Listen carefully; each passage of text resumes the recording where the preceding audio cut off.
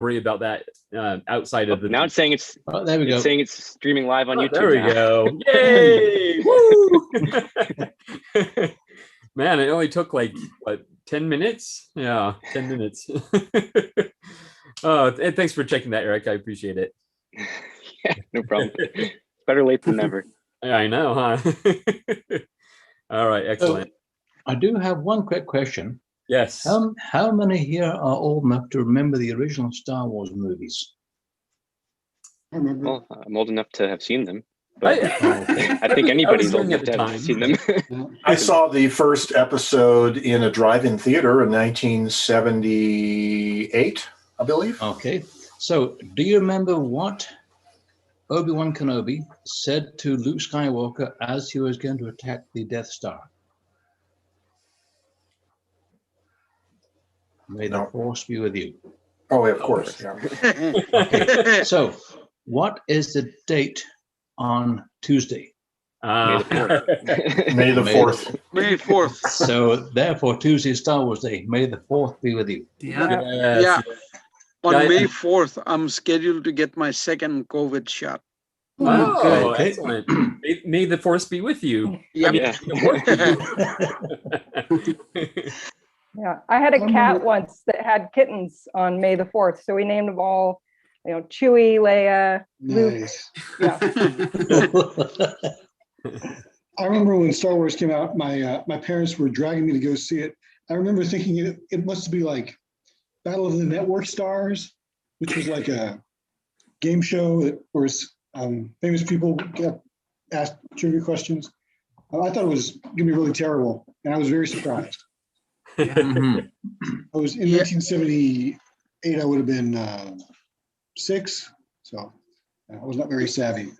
Yeah, well, I did not see any of the Star Wars or the Star Trek or any of those things until the mid 90s when I finally moved here to the US, because stuck in semi-rural India, we had only one TV channel, nothing else. And they didn't show Hey, I only had one TV channel growing up in the U.S. because I was in rural Virginia. Yeah. If I saw a certain show growing up, I said, well, if it was on ABC, yes, I could have seen it. Anything else, not when I was a kid. Wow. I kind of feel spoiled. We had cable. Well, I remember, when we just had the antenna TV and UHF and and all that good stuff. But fairly early on, we had cable, and I was pretty young at the time. But if memory serves, instead of channel numbers, they had channel letters. So that was interesting. That tells you how few channels they had. Yeah. Yeah, this I'm a sort of what you might say interest in analog things. My interest in typewriters, fountain pens, and such. And I grew up listening to a shortwave radio and listening to jazz, especially on the Voice of America, the very famous show by Jazz Worldwide by Willis Conover. You can still get the old episode or not episodes, old shows on the internet. But so even nowadays, I really like shortwave radios, and I have a radio playing. Just on my desk, there are 2 radios, and yeah, I kind of like listening to the radio, the old analog technology, and the old FM, old AM radio stations. I really like them.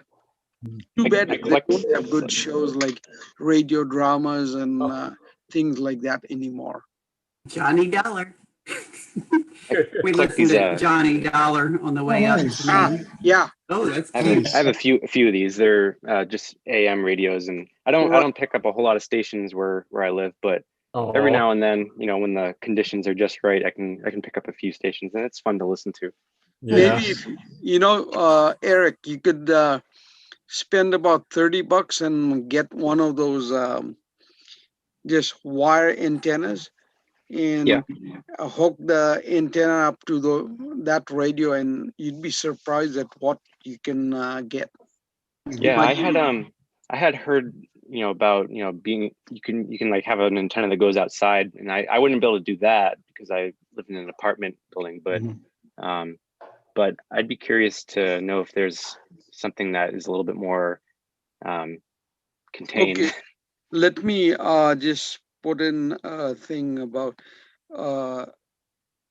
radio uh, uh, radio store that caters to all ham radio enthusiasts. Okay. I have a big old tube console radio, wooden cabinet, and the antenna in that thing is wound around the inside of the cabinet. It makes big circles, and it loops like 5 times around the inside of the cabinet. Yeah, that's what this one is like too. It's just in the back of it. Yeah. Yeah, so I'll put the link in the chat. And so check out Universal Radio and just shoot them an email, and they'll give you information about what kind of antenna you might be able to use given your living situation. Cool. Yeah, I think part of the problem too is that there's probably a lot of electrical interference from just the other apartments, and then I also live right next to the power lines.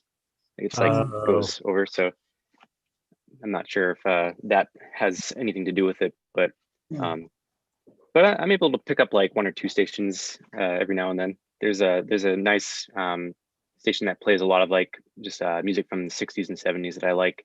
Nice. Whenever I can pick that up, it's nice. Yeah, on nice clear nights, I have a antenna strung outside between 2 trees. I can pick up, I'm in Ann Arbor, Michigan, just near Detroit.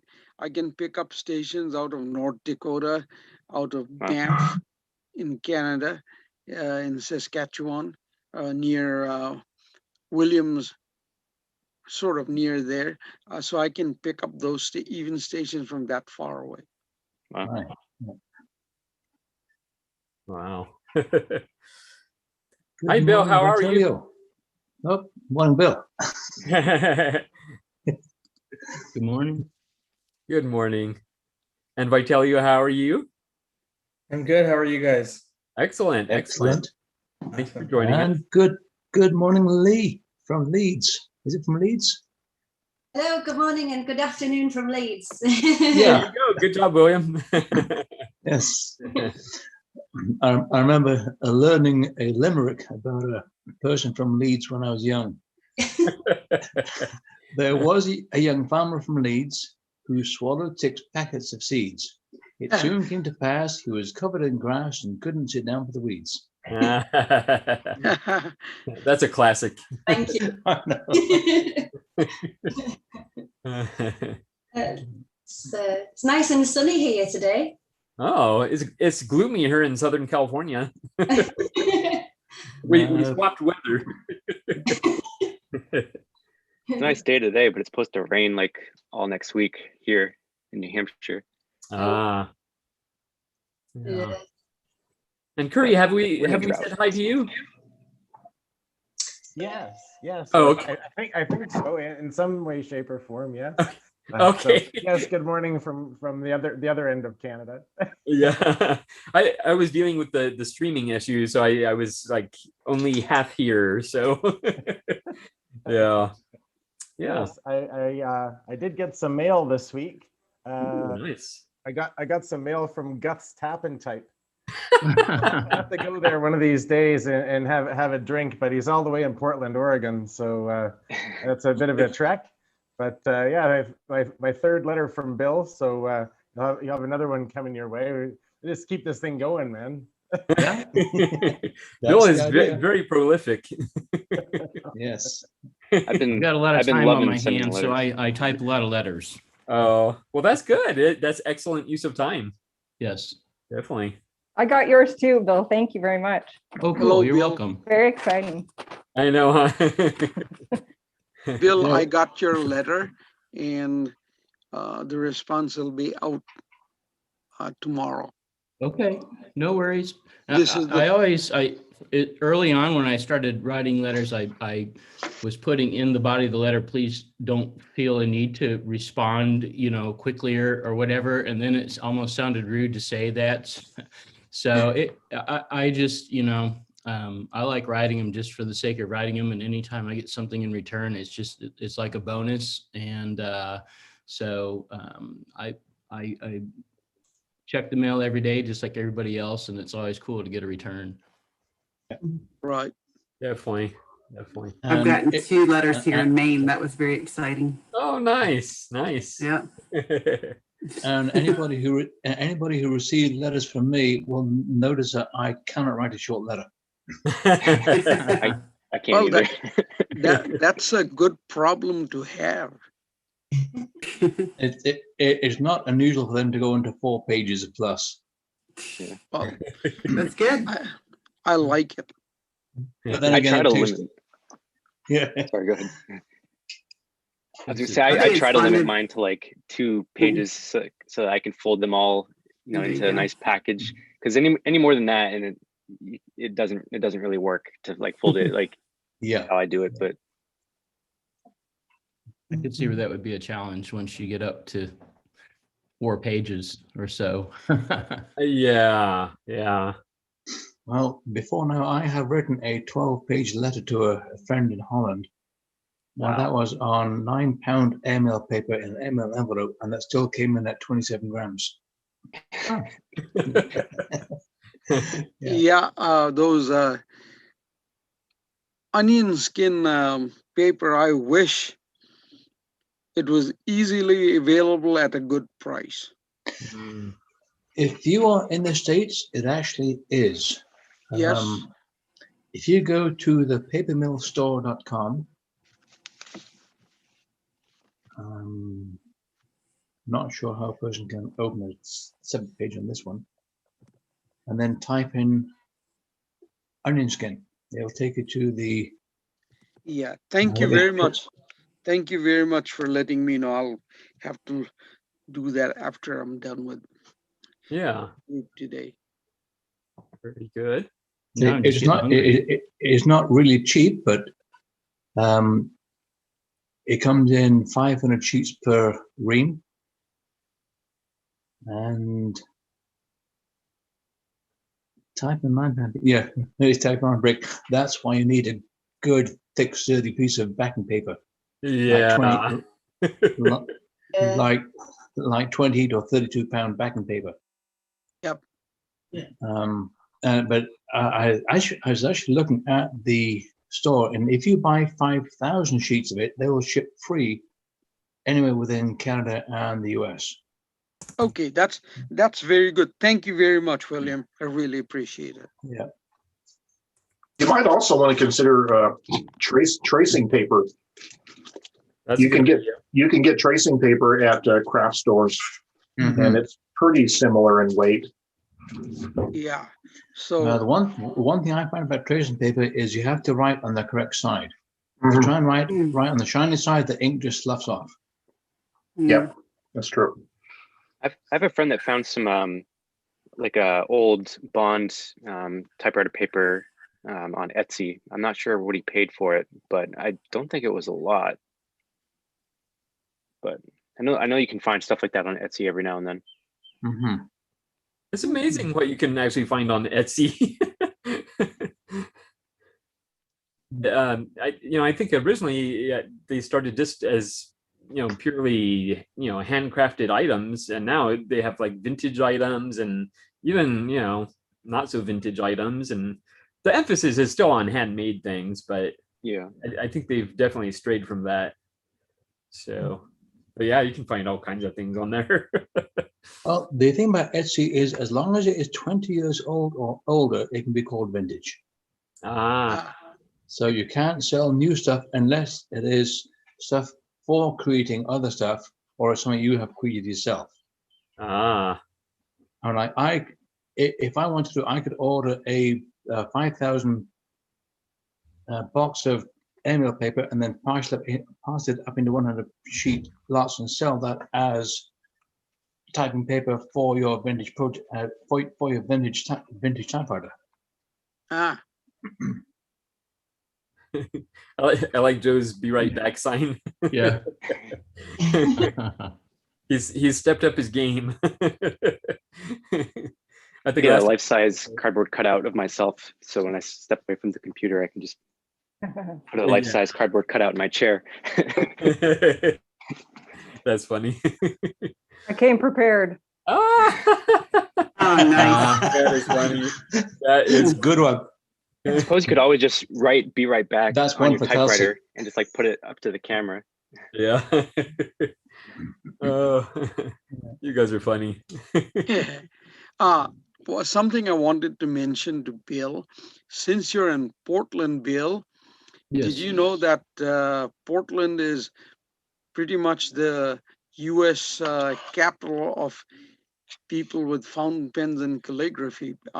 It seems there used to be two really famous professors at Reed College who began this whole thing of calligraphy all the way back in the 1950s and 1960s, and people used to fountain pen guys would travel to Portland for their classes, and they've continued that. And I think Portland State, I wonder where they actually publish a book. Portland State University Press publishes a book called Right Now by Dubé and Getty, Getty, and so it's a wonderful resource. I was not aware of that, Yeah. actually, so thank you. Excellent. Yeah, I just always figured we're the capital of insanity these days, but it's good to know there's other things happening here. Good morning, Well, Brandy. Portland's a nice city. I spent a year with the Ducks, Oregon Ducks. I ran there for a year, and then I transferred to University of Michigan. It's a nice city. If you keep the current insanity, Yes, At bay. the big picture. disregard the Yeah. hipster bros and the hipsters girls causing trouble. But I think my understanding is they cause trouble only in certain areas. Yeah. The rest of the city is all okay. Yeah, I mean, just being a larger metro area, we're not, in LA or New York or Chicago, whatever, but obviously we're going to have issues just being a city in and of itself. And so there are numerous things, but I've been here for over 18 years now. And that's the longest I've ever lived in any one place in my entire life. Wow. So that says something about Portland, I guess, on the like, I can't make a more positive statement than that. Right. But I also grew up in a small town, and I can envision myself moving at some point to a smaller, town once again, not small town, but something that isn't a city at some point. Those thoughts go through my mind. You could come up to Vancouver, Bill. Yeah. That across the river. Yeah, we have some good friends that actually moved last year up to Vancouver, and with everything going on, we haven't seen them in over a year, and haven't seen their new place or any of that. So that's all coming later this month, though. So we're excited about that. Very cool. Now, are you talking Vancouver, Washington, or Vancouver, British Columbia? Washington. Yeah. Okay. Just across the river. Yeah. Mm-hmm. I like both places. Well, or else come and join us here in Ann Arbor. Pretty much nothing goes on over here. Even when they have so-called Black Lives Matter protests, maybe 30 people show up and then they yell and scream for a while and then they decide to break off and go to the coffee shops. That's about all that happens here. Only thing that happens here is in the fall, football Saturdays, when our town has about 120,000 people in it total. You have another maybe 110,000 people just stream into the town, and it's kind of all the streets are clogged and there's people walking all over. And so what happens is people who are townies, they completely avoid the campus area and everything and stay away and watch it on TV, because you have about 112,000 people inside the stadium, maybe another 100,000 people milling around the stadium and tailgating and all that, and it's a big mess. Nothing ever happens in New Hampshire. I don't even think we ever make the news, except for when we have our primary. There's a certain beauty in that. Yes. Yeah, that's true. That's true. Yeah. Good morning, Bob Marshall. How's it going? Morning. Happy Good morning. Sunday. Morning, Bob. Morning, guys and gals. I'm good. Let me think. Busy as ever. I really appreciate the idea of living somewhere where nothing happens. Where I live, seems like every other day Greg's knocking at my door because he's super cool and has something. No, I'm just kidding. Gregory, you don't stop by and visit enough, and that's okay. I know. But now I have no excuse because I'm fully vaccinated. So well, plus I still have to get that typewriter to you for some repair. Yeah, that's a really good idea, and I really enjoy how you keep a day planner. Thank you for that video you put out a couple days ago on when we were kids. My dad carried his Bible. That's what he called his day planner. And he followed it to the T, and it was great sitting there watching him make a bunch of notes, take a bunch of notes, and it was all in the effort of really organizing time, right? And I think in the future, I'm going to need something like that. I know even a boss of mine carries a similar day planner, and I think I just don't think the whole calendar on the cell phone beeping at you is the same. So I don't think that's going to work. Anyways, no, that was a really good video and some really good sharing. Thank you. Yeah, I've been having a lot of fun with typewriters. I haven't been getting the customers' machines done as fast as I'd like to. And I've learned that the side bench. Sorry, I shouldn't say side bench. I have a mobile typewriter repair kit that I've spent the last 2 months putting together, and the trick to having one of those is using it. So I have it in the house, and I make sure if I need to add something, I add something to it. And I do the same on my motorcycles. People ask me how I can tear apart a motorcycle in the middle of nowhere on the side of the road, and the answer is because I carry all the tools.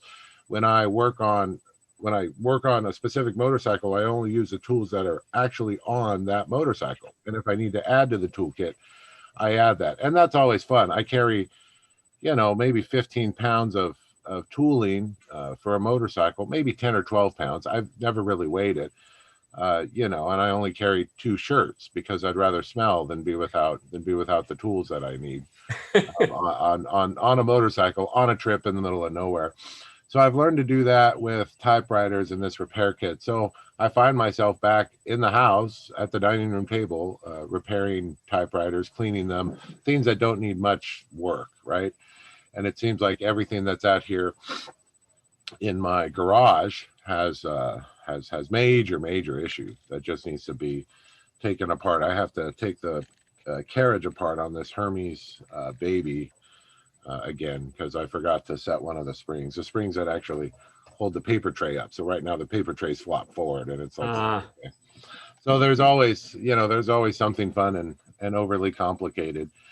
But I really enjoy that, and I enjoy it all being in my hands. I did decide to, I don't know if I mentioned, I decided to move the stockpile of typewriters that I have down into the basement, which I thought was pretty genius, because it never really gets above 75 in the basement. And then in the wintertime, it never gets below 55 because my hot water heater's down there. And it's across, well, the basement door is, it's right under right next to my back door, and it goes down. And I was able to really weather seal it last year. I built a new door and blah, blah, blah. So weather doesn't get in there like it used to. And that's been, and I built it all up inside. So that's been terribly rewarding to have somewhere, to have a cave to put my machines where I know they're not going to be hurt. It's not going to be an issue. Here in the actual garage, if I leave it alone or forget about it, I'm sure it'll get up to 90 in here. Now, luckily, my neighbors have a really big tree. So come 2:30, 3 o'clock, this whole garage is in shade in the summertime. So that helps. I call it it's a 12 by 20 structure. It's terribly small. So I think you can work with, whatever you got, in my opinion. You don't need big, shiny, exciting things. And I've been working a lot with hydro. I've been to Home Depot a few times, putting together small parts, trying to make a really good hydro gun. They have some that are available for sale. Unfortunately, they're quite large, and I suspect they're mainly used for larger automotive parts, maybe brake calipers, engine parts, things like that. And that's fine. What I'm doing is much smaller, and my bin is much smaller, and the typewriters are much smaller. What I did get, let me show you guys this. This is exciting. It seems stupid, but I got these great bins at the 99-cent store. And so anytime I have a typewriter that I'm working on right now, I put it in one of these bins, but these bins are kind of shallow compared to these bins. So these particular bins, I will be able to put a typewriter in, and this sucker can fit a standard, a Royal KMM or whatever will fit in here just fine. So don't ever be afraid to hit up the 99-cent store and grab what they have. Those are really nice, Bill. How much did you pay for those? Yeah, $2. I was got kidding. 5 of them. Well, I was kidding because you said it was a 99-cent store. Oh, I know. Yeah, I'm sorry. Now they call it the 99 plus store. I don't know what they call it. It's like the 5 and dimes. One day they'll be gone, but they're working very hard to not do that. Yeah, they're $1.99. And I've washed a machine in them once, which is nice. It's nice to have a smaller, and that way I can use hot water, right? Make some hot water breathing out, because I don't have hot water at the sink I put in behind my carriage shed here. So whatever, I'm having a good time with the bends, and that's something that I learned in guitar and amp repair. With the amplifiers, I always had different small things to put all the parts in, small containers that I could put in the amplifier. And so it's okay to keep all the parts together. And that's what I'm trying to do. And I only got 5 bins. I've never had more than 2 or 3 machines apart, but I reckon in the future I will have a lot more machines apart. I only repair, maybe 2 machines a week for customers, and then maybe 3 or 4 of my own. I'm just doing this after hours. It's very small operation. So I'm having a lot of fun figuring out all those little things. Anyways, thanks for good morning. Happy Sunday, everybody. You're funny, Bob. Thanks for letting me share about my 99-cent store. It's, the other thing is, and I don't think we should ever be afraid to hop out in society with our masks on and our gloves on and see what they have available over there. I really enjoy these floor gripper things. These make really good feet for machines, or added feet for machines. I don't know about you guys, but I'm not afraid to add feet to a machine, right? So if this machine here has 4 feet, and I start typing on it and it starts moving across the table, I just add 4 more and I add it in opposite corner. So then you have a machine with, 1, 2, 3, 4. I'll put 1 here and 1 here, why not? Yeah, I did that with a Royal Mariner that I have. I just got like the furniture pads that you would get for like a kitchen chairs, and just put those on the bottom, and that worked perfect. Yeah, it worked real well. And even if I have to like poke a hole in them because there's a screw on foot or so, obviously it's for machines that are post 1968 or so, newer Japanese silver Seikos, things like that. It works very well. But anyway, so don't be afraid to go out and hit up the bargain stores and see what you can get, or the hobby stores. MacGyver something together. Yeah. Eric, did you say Royal Mariner? Yeah, it's a silver Seiko Royal typewriter from the 70s. Okay. I can show you. It's not really that great of a typewriter, to be honest. Oh. I don't know if it's just a particular one that I have, but it's just it feels kind of like when you type on it, it's kind of squeaky. It's weird. Yeah, tinny. But yeah, I don't know. It's not my favorite. I'd like to see it if you have it around. Yeah, sure. Yeah, definitely. Bob, the biggest takeaway from what you were talking about right now, I'm from San Diego, originally born and raised. Right. And you said you have a basement. So you must have the coolest house in Southern California, right? I don't know anybody with a basement down there. My house, and I have to tell people, I didn't buy here. I was born here. Yes, I'm in the most expensive real estate in Riverside. It's very posh because it's very old. So I have a 1912 Craftsman bungalow. And Greg's seen it. It's not fabulous. It's just a nice house. It's very small. It's 1,100 square feet, but I have 1/3 of an acre because obviously people had horses and carriages. So it's real nice if you're into outside stuff. So I've learned to, instead of living inside, big garage, big space, I learned to live inside and outside. That's kind of how I've got a big porch. I've got a big patio in the back, which is nice when I'm wrenching on motorcycles. But for typewriters, I obviously want to keep them a little better weathered. And I'm probably the only single guy who lives within miles of myself because it's so expensive the prices here are so high for my taste. I'm just a mechanic for a living. I don't but anyways, no, thank you. Yeah, I'm right next to downtown. I'm in the historic Wood Streets district. It is very nice to live here. We just got rid of some tweakers that were across the street, so that's pretty exciting. That's always good. It's always something, especially, wherever you are. And my street is a dead end street and it's very hard to find because it's next to another street. It's I'm sure Gregory's passed it 2 or 3 times trying to get here. It's very hard. Yeah, I got lost. Yeah. And you've been here a long time, but like nobody ever sees my street or thinks of my street. So that's really nice. There's only 32 houses on it's the predecessor of a cul-de-sac. It's in kind of like a J shape, but I'm on the vista that overlooks, well, really it overlooks the old Alpha Beta there, Gregory, but it overlooks the Tequesquita Arroyo. And they just put a park down there. Well, I guess 10 or 15 years ago now. Yeah. Maybe 10 years ago. So I'm very fortunate and I have a great view of Mount Rubidoux. From my porch. I can't complain.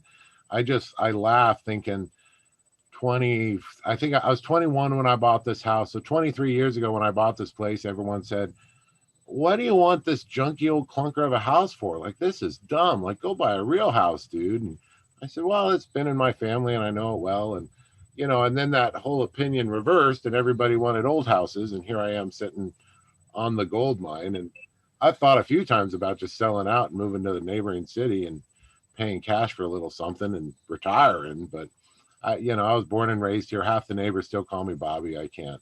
So I do see myself traveling a lot in the future.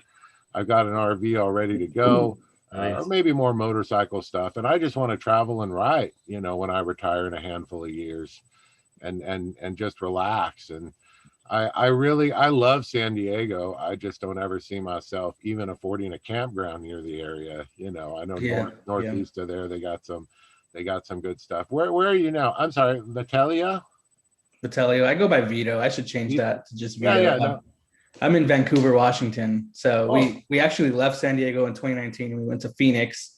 It was way too hot there, so we moved to Vancouver, and we've been here ever since. So it's a nice change, but we got priced out too from San Diego. So I totally feel you. Where is Vancouver, Washington, in the north part or south part of the state? It's right across from Portland. Mhm. Oh, right Just across the bridge. Yep. Yeah, the Mela. What's the river? Columbia. Columbia. Yep. Oh, I'm thinking of the Millowet. No, Willamette. You're thinking of the Willamette. that runs through Portland. Right. As well, but I've got cousins up there. So Vancouver. So I spent 4th of July there a year and a half ago, which was a lot of fun because all the dads tried to outdo themselves with rocket launcher, whatever. I had no clue. I'm sitting there on a beach, and Portland lights off a few fireworks, and then the dads of Washington lit off like grenades. I mean, it was pretty crazy. So I've had some great experiences up there, and I still have cousins who live up there in Portland. Yeah, I gotta come visit you, Bill, sometime, and bug you and really enjoy. I suspect I'll be up there probably in late July. Okay. So I'll yeah, find keep me posted. Yeah, I'll find a way to knock on your door and bug you for a cup of coffee. So you have that typewriter, Eric? Yep. Oh yeah, let's see. So I've showed this before, but not everybody might have been here. So this is the Royal Mariner. Looks nice. Yeah, it looks really nice, and it's not that bad of a machine. But it just out of the other ones that I have, it's not my favorite. But I don't know if it would even pick it up, the squeakiness. But you hear that? A little bit, yeah. But It's like, the first one. wait. But yeah, it's the one that I put the furniture pads on the right bottom, Okay. and it was like a perfect match. I'm thinking maybe I just didn't catch the model name before, possibly. Yeah. I like I don't know. name. Yeah. Yeah, I don't know how common they are. It looks a lot like the Mercury. That's why I was asking. Yeah, it's got a pretty hard platen too. But I have noticed that the Japanese typewriters, the platens go really hard. And in 1970s Japanese typewriters, the platens are harder than 1950s Smith Coronas. Huh. I wonder if they actually start out harder, and so with age they get even harder. Could be. Yeah. Regarding platens, you remember last week I had talked to a guy who's my neighbor, who's a professor of material science at the university, and he's a big time skateboarder and rollerblade guy. So he had talked about using the same materials as the wheels that on rollerblades, inline skates are made out of. And he talked about using that kind of material for to recover old platens. So I talked to him about it, and he says, well, next week I'll come over to your place. We'll check out your typewriters, and then I'll see what I can do. And when from him, I get the information and all the information about where it's available, what hardness, and all the technical details. I'll share it with you guys so that you guys can, make use of that info to repair your own platens or get someone like Bob to do it for you and all that.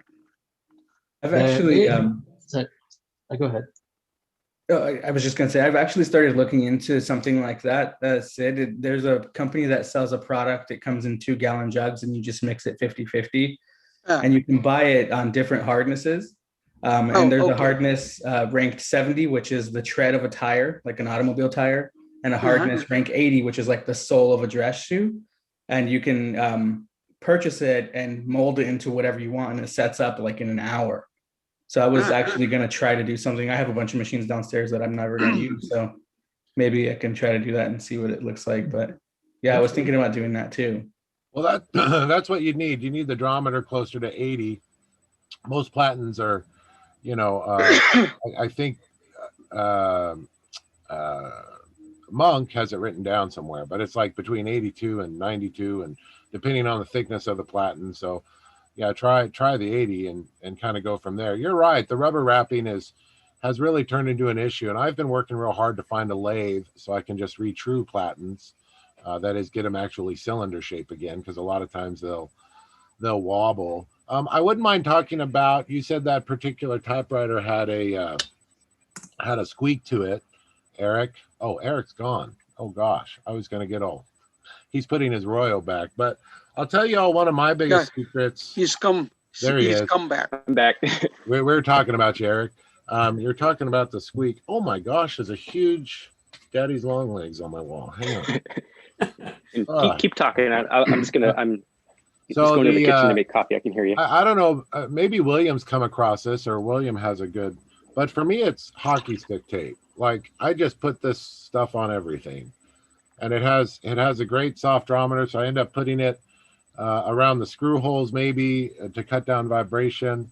On this Hermes baby, the grab bar for each key. What do you call that bar, William? That each key grabs onto, that hooks to the escapement puller. So not quite. I apologize. Anyways, anything, I'm able to just give it a bit of this, and it cuts down on the harmonic vibration of it. Mm-hmm. Boy, this is why I need to learn what all the parts of a typewriter are. I'm looking at them going, boy, I know it does this, but I'm sure it has an official name. And yeah, I could look it up in my. What does the part do that you talk about? Oh, the part goes across the entire length of the typewriter, and it pivots as you hit a key. I'm sorry. Yeah, as you hit a key, it pivots and then hooks to the escapement. That would be the universal bar. Universal. Yes, yes. So on this particular Hermes, it was squeaking like that was. Mm-hmm. And so I was able just to give it a little bit of hockey stick tape in the middle, just to cut down on the harmonic. Yeah. It was acting like a tuning fork. And so I just gave it a few inches of hockey stick tape, and now the extra squeak is gone out of the machine. So I think your squeak is repairable, Eric, and I think the answer is hockey stick tape. So okay. Okay, and Natasha, we're not ignoring you. We're just deep in conversation here. So good morning, Natasha. How's it going? Good morning, Natasha. I'd like to say good morning to Brandy Lee, but looks like she stepped away for a while. We bored her. I don't blame her. We're pretty boring. Yeah, she is. Good morning, Brandy. we weren't ignoring you. We're just deep in conversation here, my dear. How are you, Brandy? You're muted. She's muted. That's how she is. Well, it's a lot quieter that way, isn't it? There we go. I'm doing well. I would like to at some point, not right this moment, but pick everybody's brain. I am sitting here trying to decide whether to buy a Smith Corona Classic 12. So anyway. Smith Corona Classic 12, very sturdy, very well built typewriter, not as desirable as the Speed series to the traditional collectors, but if you want a good machine to type, they are beautiful. They may take a bit of servicing and cleaning up, but I have a couple of them. I have one in 6 CPI and I have one in 12 CPI with a cursive type. And yeah, I just love them. Now, depending on what model you get, you can also get the ones with interchangeable type slugs on one or both ends. Mm-hmm. And so it has that on both. Yep. And, what I have one Classic 12 that I have the happy face, sad face slug on one end, and the pi over degree on the other end. So I can write about weather, and my wife makes sure it's pi, and so I'm happy about that. It's minus 17 degrees Celsius. I'm sad about that. Well, and I always find it as the in-between machine. If I'm going to have a machine set up with a 12-inch carriage, I'd really prefer a standard, right? If you're going to have it sitting, it's because they have to be 2 pounds heavier than another Smith Corona, right? It is nice to have the large carriage. Boy, I've been printing all sorts of stuff on the Manilas that I pop in the files, and it's great to just write on the Manilas. I've got one Manila on I've written the outline on the actual Manila, and so it's nice to have a 12 for that. So you can run the Manila folder through and type whatever you want on it. I think that's a real added benefit. But if I'm going to do that, I'm going to have just a standard with a 12-inch setup. Right now, I've got a Royal that Gregory gifted to me a few months ago, and it's got like an 18-inch carriage or something ridiculous. So I've got that set up for big stuff like that. But it is nice. It is nice if you don't have room for a standard, as a lot of us don't. You set it to the side, and if you need to type on the Manilas and type through, it's really cool. I think there's something really satisfying about having such a large carriage too, when you're just sitting still and typing. So it depends on what you're going to use it for. But the 12-inch carriage drives me nuts if I'm trying to be portable. Yeah. Yeah, and then of course there's people like me type it on 11 by 17 paper, don't I, Bob? Bob, you still there? Yeah. Yes. I like the look of the 6 Series machines. Yeah, definitely. I'm just, I'll be right back. Okay. Well, Hey, I Natasha, will. Sorry. I'm sorry. Go ahead. No, I'm good. I'm good. I was just gonna say I enjoyed reading your stories on Instagram. I'm the one who was hyping up Lucinda there in the comments. Oh, you okay? Well, how you doing? Thank you so much. Yeah, that's my little couple there. I created a few months back, and due to my typing, I was like, well, let me type their story up. Especially the marriage counseling. I wanted it to look just like it would in 1963. So that's why I used the typewriters to do that. So whenever I publish this, it'll be a minute. That portion of the book will be typewritten. So. Nice. Very nice. And speaking of that, I have my... Yes. Oh, wow. Thank you so much. It's very, very good. I haven't yet, but there's a lot of pictures, and it's great stuff. Thank you so much. Yeah. And they've refurbished that church. Oh yeah. Thank goodness I did what I did when I did, because a lot of those buildings are starting to come back and do things. Not that one. That one's too far gone. It was so scary in there, y'all. Y'all don't even. You can't imagine. I couldn't get into that club. Those houses I did somewhat go to, they had no floor. I would have fell through the floor. But yeah, which I have fallen through a porch before. Oh, goodness. But I love it. I mean, hey, if it wasn't for Corona, because you don't know who's in those buildings, like I said, at any minute, there could be up to 10 people in any one of those buildings. Yeah. And one of them stole my equipment. So I was like, but it didn't scare me. I kept doing it. But COVID, and I said, I can't know who's in there, Yeah. So I appreciate you getting that so much. And please send that to me so that I can sign it for you. I know it's a hassle, but, please, send that to me and I'll definitely do that.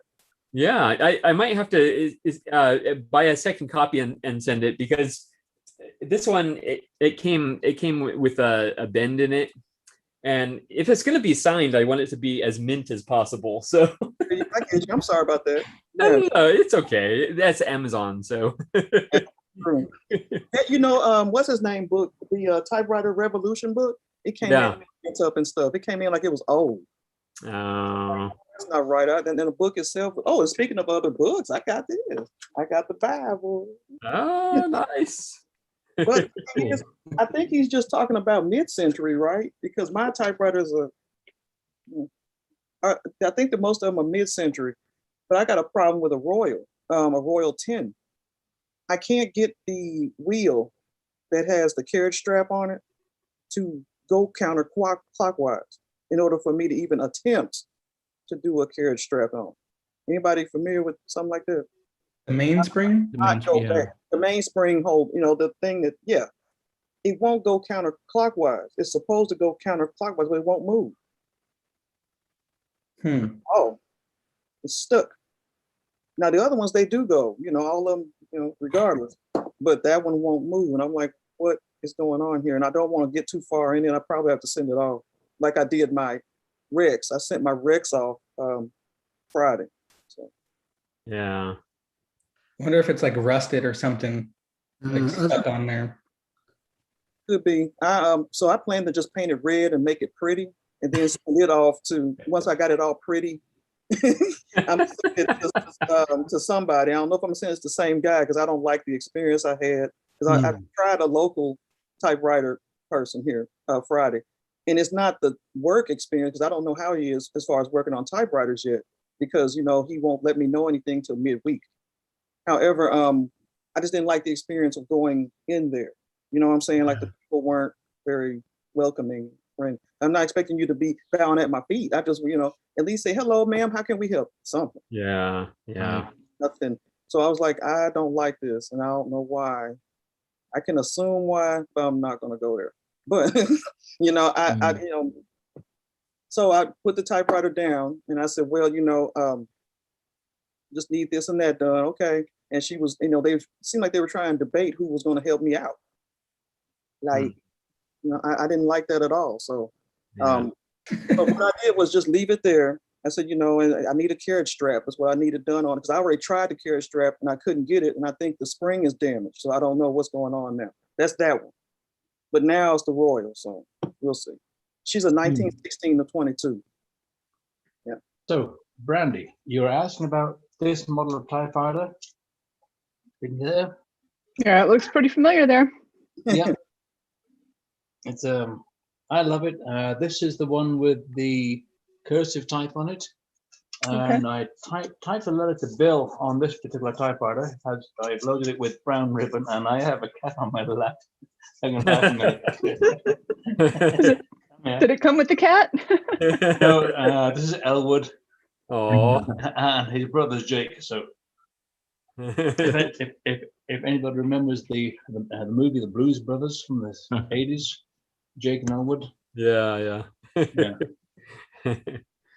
Excellent. So yes, again, this has a fairly hard platen.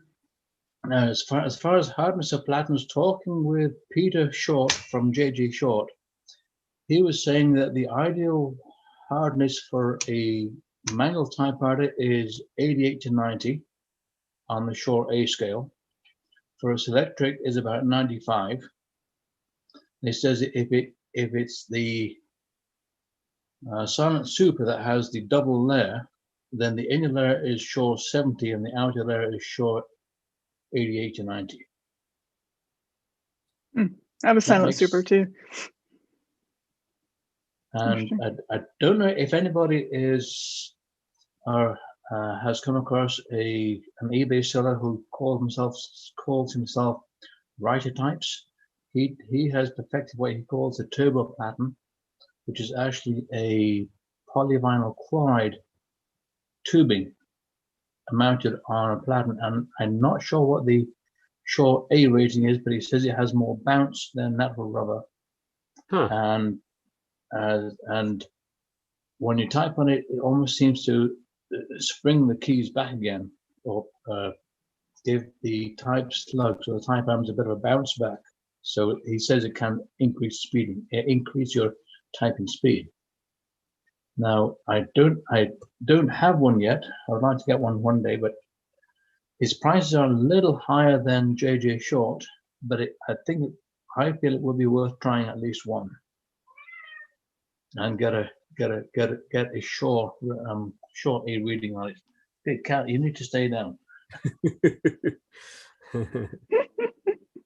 You send his name again, William, please. Again? Could you send the name of that seller again? Could you write it down on the chat? Hang on.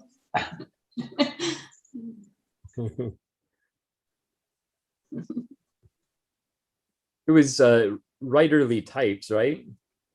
I think it was. Writerly type. Right. Yeah, type or types. Yeah, something like that. Okay. Mm.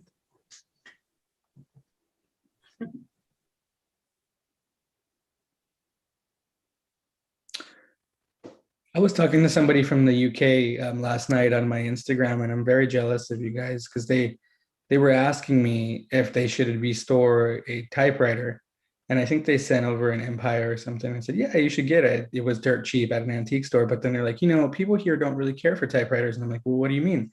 And she sent me her local Craigslist or marketplace listings, and they had like an Oliver in there for free, an Oliver number 5, an old Royal, I don't know if it was a Royal 10 or what, for free, and an Optima for like 50 euro. I mean, it was just crazy, the prices there compared to where I'm at. It's so expensive here in the Pacific Northwest. I think, a few years ago, they were really so cheap because I got loads of them. I got lots of typewriters at the time because I knew what I was doing. And there's a lot of people here that don't seem to appreciate them the way that we do. But there's some of the, I'm not sure. I mean, I think that there's a lot of people that are informed by the internet, right? So they now are catching on to typewriters being a thing again, and they're adjusting their prices accordingly. So there are some prices that are creeping back up, especially on eBay and the like. But Gumtree, which is, I guess that's like the Craigslist, that's like a more local, certainly more nationwide, people themselves just posting privately there. And they do some good deals. And so do the charity shops or Goodwill shops. I got a lovely Olivetti letterer for £7 and in absolutely perfect condition with all the paperwork. So yeah. Wow. It's lovely. Yeah. Oh man. So, yeah. Here at the there's an antique mall that one of the sellers has several typewriters. At the time I was there, I was just getting into typewriters, so I didn't really take note of what they were, but they were like 30s, 40s era typewriters. None of them were in working condition, and the prices were starting at like $125. So yeah. Yeah, typewriters here are pretty expensive, especially like on Craigslist. People are pricing them very high. People here are very aware of the value in typewriters now. Yeah. So yeah. Oh, actually, I posted on. we have a neighborhood app called Nextdoor, and so each area of a particular city has their own little group that you can communicate with. And so I posted on there saying, hey, if anybody has any typewriters, let me know and I'll take them off your hands. And so someone replied basically saying, oh, I know the value of typewriters. I'm not going to give you my typewriters. So it was worth a try. It was. Yeah, I don't. You did say you would take them, though, not to have them give them to you, but you would take them. Yeah, so exactly. You made it clear. Yeah, just give us the address, Gregory. We'll go over there and procure. Yeah, I think there's a lot of that. In the last week, I took 3 separate trips on 3 separate weeknights to go pick up machines, and one of them I picked up in San Bernardino, just in the ghetto of the ghetto, which was kind of by accident. But this young man was selling this machine, and I looked at this machine, and it was just trash. And I thought, well, it mechanically works, but it looks like heck. And I know last year I could have gotten this for $20. He was asking 50. And I thought, well, maybe I'll just give this kid like $30 for this thing and see if he'll take it. And then his dad comes walking out on crutches with only one leg. And I went, well, here's your $50. Have a good time, family. I mean, at that point, I just felt guilt. And I mean, I was at Waterman and Baseline, Greg. I mean, it was just, there were all sorts of inappropriate people doing inappropriate things around me. And I really felt for this kid. So I know my $50 compared to his $50 are two totally separate rackets. So what do you do, So exactly. So I ended up scoring, it's a late 40s Smith Corona. It looks like a Clipper, the black, whatever. And so that's fine. It's fine. I'll make it work. And even though it's a little beat up, I did run into a nice young man. I forget his name right now, up in Highland, and he was able to sell me a really cool Hermes baby, the Seafoam Green, for $80 because it had been dropped and beat to hell, and like the whole case is beat to hell. And so I'm going to be pounding on this thing for a while, trying to. And he was a collector. He had 40 or 50 of them. Apparently, he spectates on here sometimes. But it was really nice to meet him, and it was nice to do that. And then I picked up another machine from an older gentleman who just wanted to talk. So I just had to sit there and listen to him talk for 10 minutes. He was 70 something, and great to have someone over to the house. So you never know. I could write a book of small stories of picking up typewriters and machines. And yeah, I think we all could. That'd be a good book. I would buy that actually. Oh, no. Going to the ghetto and being accosted by prostitutes and that's an okay book too, I've heard. This Bob's book. Yeah, that's a book of stories of the road. I like that you added it to such an esteemed pile of books you got there, Gregory. That's awesome. Yeah. That's great. Well done. Anyways, no, I think it's okay I've written some notes on picking up machines. I did a post on Instagram earlier this week. I said, you got to drive fast and wear your sunglasses at night when you're driving to pick up typewriters, and I've never gotten to do that because usually I'm riding a motorcycle to pick up a typewriter. So, anyway, that was a lot of fun. Yeah. May, how are you? Good morning. I'm doing great. Morning, May. Good morning. Good morning. No new typewriters. But oh, darn. I have a lot of them. So yeah, I'd like to focus more on, curating the collection now, like getting, new platens and just fixing them up to make them. That sounds like a good idea. Perfect. I've got about 10, in the queue that need servicing and cleaning. So I'm going to focus on that for a while. Yeah. You have your work cut out for you. I've got, my kitchen table is it's becoming a typewriter foster home. I need to, I've got some work to do. How's everybody else? Very good. Yeah. So I did do my typing prompt. This is not the actual prompt, but this is, thank you, Bill, for the prompt, and I typed it out here so I would be able to read it. But yeah, so I did do mine. I'll just go ahead and read the prompt. You found yourself shipwrecked on an island that isn't exactly all that remote. Fortunately for you, the ship had ample amounts of food and water for you to survive, along with a typewriter, lots of paper, and some bottles complete with corks. While no one knows where you're at or what has happened to you, for the matter, it's pretty likely that were you to write a letter in a bottle, it would likely soon be found by someone on the mainland. What is it that you'll say to them? Yeah, so did anybody do the typing prompt? Yeah, I did it. Excellent. I would hope you did it, Bill. Yeah, I felt kind of obligated. Natasha, did you want to read yours? I can. It's going to be short and sweet this time. That's fine. Shipwrecked by me. Okay. What would I say to them?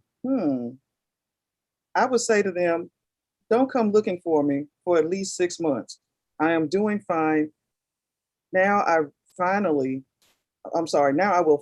complete that novel I've been working on with no distractions. I love you. That's good. Like it. Yay. Short and sweet. You're right. Yeah. I'd fit in a bottle. Yeah, definitely. Very good. Very good. All right. And how about you, Bill? Well, I was shooting for short and sweet, but I ended up with neither. But it would fit in the bottle, so. Okay. My friends told me that it was a bad idea to rent a boat from an outfit named Barnacle Billy's Discount Boat and Typewriter Rental, especially considering that I had never piloted a boat at any time in my life. My friends told me that any rental business whose only requirement for a boat rental was the ability to type at least 30 words per minute shouldn't be trusted. My friends insisted that the fruit punch aboard Barnacle Billy's boat was not alcohol-free as Billy claimed. My friends were right. Damn that Barnacle Billy with his cheap rental rates, his lax rental standards, and his potent fruit punch. Barnacle Billy's is located in Underwood Bay, just south of Smith Corona Beach on the Oregon coast. Judging by the map and Billy's boat, not long after launching, I entered the Straits of Olympia and was headed towards the Royal Islands before running ashore the island where I now find myself. I thought that I could make out some lights from the mainland last night, and if that is the case, it likely would have been the metropolitan area of Remington City. While I can't be absolutely sure of the location, I am sure that I was seeing lights last night, although that could have been brought on by Barnacle Billy's fruit punch. I should add that I left Underwood Bay on May 1st, and I believe it to be May 2nd as I'm typing this note. Although to be fair, given the punch, the possibility exists that it could be May 3rd or maybe even May 4th as I'm writing now. Please note that I do have enough food and fresh water to last me for at least a week, maybe more. In the meantime, I have begun to burn portions of Billy's boat in order to generate as much smoke as possible, not to mention that it just seemed like the right thing to do under the influence on the punch. I located many cases full of typewriter ribbon aboard the boat and must say that it is contributing to the smoke output quite nicely. Hopefully the smoke will be visible to someone on the mainland or any search parties that might be in the area. In the meantime, this typewriter that Billy left on the boat is delightful with a crisp, easy typing action. I've got a few typing prompts to work on while I await rescue. I appreciate your help in this matter more than you can imagine, so thank you for any and all assistance you might be able to provide. Excellent. Thank you, Bill. You're welcome. A great typing prompt too. That was great. Yeah, it was a lot of fun. A lot of fun. I think anyone else? Oh, go ahead. Kelsey. I did do it. So I have to kind of preface though that my daughter and I, she likes to read out loud. So she's been reading Pride and Prejudice and we watched the movie. So mine had a little influence on my writing here. So just to say. All right. Very nervous. Okay. First letter. To the finder of this bottle, may I first congratulate you on your good fortune, as you have happened upon an authentic message in a bottle. Although it is seemingly the quintessential shipwrecked and washed up alone on an island scenario, fear not, for I am quite well with plenty of food and water, my trusty typewriter, and plenty of paper. I feel that I will take this opportunity that has so unexpectedly presented itself to me and work on my novel for a week or two. No need to send a rescue party. In fact, I have taken the liberty of calling my family and informing them of my situation, assuring them of my good health and my intentions. I am, however, finding myself in a bit of a pickle in which I was hoping to enlist your assistance. I have included my phone number at the bottom of this post, and I'm hoping to appeal to your better nature in humbly requesting that you would please call my phone, that I might find it as I have inadvertently mislaid it. It must have dislodged itself from what I had previously thought of as a secure pocket, to which I now know to be less than reliable, and is somewhere in the heavily covered underbrush. Thank you in advance for your assistance in this small matter. Yours gratefully, Kelsey. Letter 2. To the finder of this bottle. First, may I start by saying that if you happen to be the one who found my first message, I much appreciate your attempts to call my phone. In hindsight, I feel it would have been prudent to have suggested a time for your attempts, for I found myself in the most inopportune position when you rang and was unable to get to it in time. I did, however, confirm that it is indeed in the small forest as I predicted, so I will take that as a win. If you are not the same person who so kindly tried to ring me, please disregard the above. While I still have plenty of water and food, I fear I underestimated the rigors of off-grid living, while simultaneously overestimating not only my life skills, but also the amount of writing I would get done here.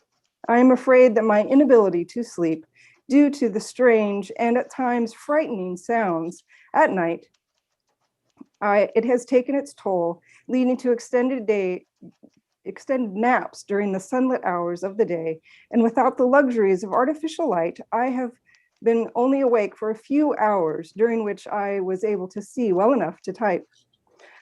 I have included my phone number at the bottom in hopes that you would try my phone in an attempt to locate it. Please let us agree on 12 noon, which I hope you find neither too early nor too late. Yours faithfully, Kelsey. Hello. This is the third letter I have sent, which you are aware of if you are the same individual who have found my first two. If you are new, I am finding myself, as one would say, lost at sea, and unfortunately without a means of escape. In my first two letters, the request of dialing my phone number in an attempt to help me locate it, unfortunately was to no avail. The first attempt confirmed my suspicions that it was indeed in the forest, but could not get to it before the all too short rings ended. The second, though I requested a specific time, I failed to realize that my watch was my phone. And I learned also that my judgment of the sun's position at noon leaves much to be desired. I do thank the one or two persons who attempted on my behalf, and while I did narrow down the area in which my lost phone, I fear that the several attempts that were made per my second request have rendered the battery low or dead. In attempts to maintain my, when I was initially hoping to be merely short term, I turned off the share my location with my family. And without access to my phone, I am unable to turn this option back on and therefore initiating my rescue. I was wondering if you could be so kind as to call the number at the bottom. It is a number of my husband and his name is Will. And if you could please call him and do an emergency ping on my phone and thus acquire my location as to send a rescue. Slightly desperate, yours, Kelsey. P.S. P.S. To coin a phrase, help me. Oh goodness, this is going to be bad. Help me, you who do not know me, you are my only hope. Oh, only two more. They're shorter. Letter 4. Good day. I apologize for the lack of my usual fineries, as I am starting to feel the desperateness of my situation. In case you are not the one who found my previous 3 notes, in short, this is a real situation.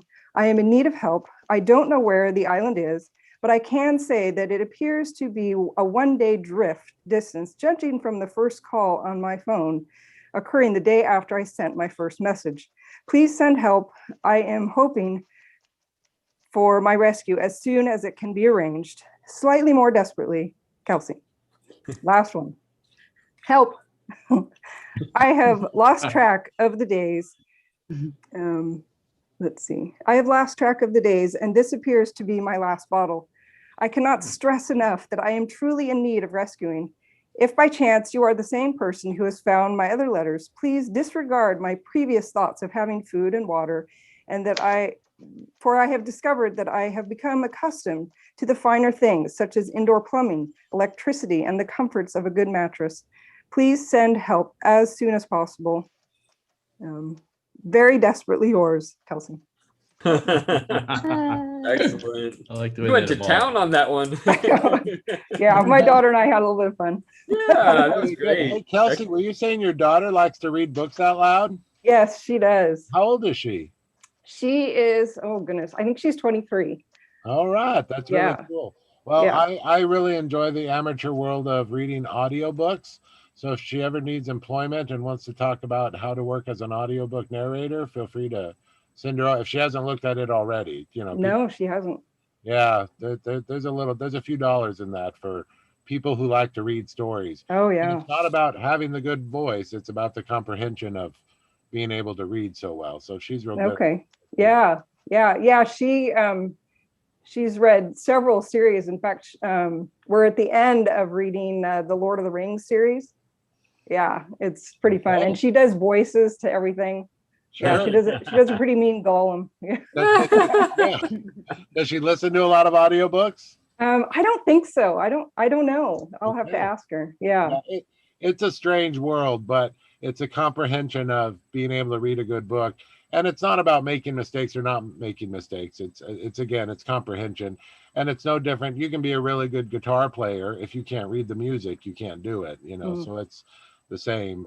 We think of it, we all know how to read, but can we read and voice and tell a story while we're looking at words on a page? So this is what audiobook narration is. I see. Yeah. Anyway, good for her. Fun. Yeah, that was Yeah. really great too. Thank you for the story. Yeah, very good. My wife, Sure. my wife Juliana loves to read aloud, but she says that what drives her nuts is grammar in books. Bad grammar, and self-published books are just terrible.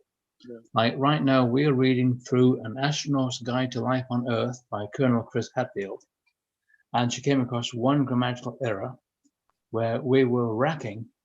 She said that's supposed to be WRACKING, our brains. They missed the W in racking. Oh. So yes, and Kelsey, who just read her Yes. prompt. Yes, I see Kelsey has a Royal Eldorado behind you. Haha. You would think so. Whoops. Oh, it's not. So funny story about that one. My daughter, who likes to read, before Christmas, probably like, I don't know, maybe in October, I kind of talked her into maybe wanting a typewriter, and didn't have any of the Royalites or any of that yet, but thought it was really cute. She really liked that. And as we were looking at them, she really liked the look of the Eldorado. And but they were expensive. I missed a couple of the sales, and so I found a one that was kind of a Royalite that was beat up, and I painted this. Yeah. Nice. So hold on.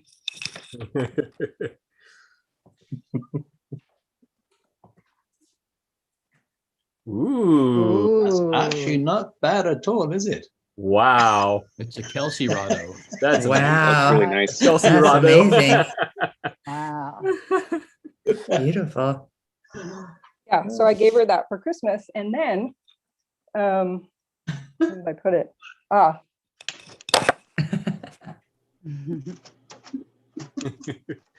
That's an amazing paint job. My goodness. That is incredible. Yeah. Better than the originals. I know, huh? It would almost make me want to type on one of those. Oh, wow. That is an original. Wow.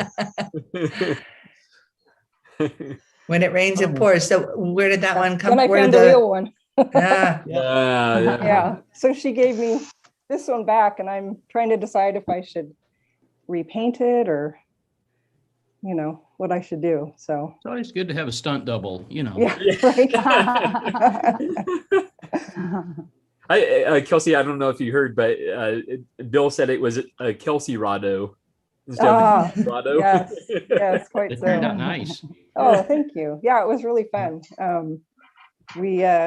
I painted it, and then we have a boat building company. My husband or my mom does, and so we do a lot of woodworking. And we had, I don't know if you can see the case. SM7 case, yeah. Yeah, so it's from my SM4, I think, but they took off the fake leather, and it was just bare wood. And so my husband put a varnish over the top of it. I think it's like a Valspar, because it's for boats or whatever. And so we ended up putting that on top of the paint on the typewriter as well, just to kind of make, because I started to put wax on it and the paint started to come up. So I was like, oh, that's not going to work. That's not going to work. So yeah, so I just kind of painted that on after I spray painted, just with regular spray paint. But I think it turned out okay. I did another one for my daughter that lives in San Diego. And hers is a color changing. It's like green and turquoise, and it's really cool paint. Yeah, so I sprayed it with that. Really turned out cool. I'll have to get her to send me a picture of it. But yeah, both the little Royalites. Yeah, that was kind of fun. Yeah, definitely. Yeah, the El Dorado is definitely on my wish list, because I love those little what are they called? Helgas or Royalite. Well, the general form of, because it goes under many names, but yeah, like an ultra portable or but it's called them travel typewriters. Yeah. Well, it's the Royals specifically, and Ted always brings up the name, but unfortunately he's not here. It's something like Helga. So, okay. The Dutch manufacturer who makes them for them. Yes. I can't think of the name either. Yeah, it's something like that. But anyway, he kind of poo-poos them a little bit, but I love them. I have a Royal Companion that's that same style. It's essentially the same typewriter, and I love it. It's wonderful. So yeah. Yeah. Looks like she's gonna show us another one. Now, Natasha, you said you're expecting a shipment today? It's out there right now. I got the notification while Kelsey was reading, and I'm like, it wasn't supposed to be here till Tuesday. But and I also want to tell Kelsey I love your T-shirt. I'm gonna, if y'all want, I can go out here and do this unboxing real quick. You guys see what it is, huh? Sure. Yes. Yeah, I was curious. Oh yeah. Let me shut this one down, and I'm gonna start on. When are you going to get a GoPro, Natasha, so you can do all these unboxings without? I know. I know. I mean, I got to get one of those, but yeah, let me cover this real. Yes, Greggy, I believe that those were the Hallberg typewriters. Hallberg, yes. That sound about right? Yes. Yeah. Hallberg. Yeah. So how are you doing, Kara? Oh, I'm okay. I'm a little distracted today. Oh, that's fine. Fine. I was thinking about like how fun it would be to be able to report on my new typewriters, but they still haven't left their origination point yet. Oh. Some people get too busy with other projects to finish mine. And my friend Darcy, do you remember that Sterling, that 63 Sterling that somebody here held one up the minute I talked about it, and Darcy pulled it out. She's selling it to me. It's mine, she promises, but she pulled it out and started writing letters on it. So I don't know when I'm going to get it. I'm like, okay, enough of the letters. Send me the machine. But I have 2 typewriters sitting here that I need to send to other people. So maybe once I send the ones I have to send, maybe new ones will come in. Yeah. Maybe the universe is balancing things out. Yeah. And if I get it on a Sunday, I could unbox it. But exactly. Yeah. I love these. But if I get it on any other day, I probably can't unbox it if I can't wait that long. So what is this going to be, Natasha? And my doggy being nosy. Oh. Well, let's find out. The box looks like it's in good condition, so that's a good sign. Yeah. Yes, for a change. Yeah, I know, huh?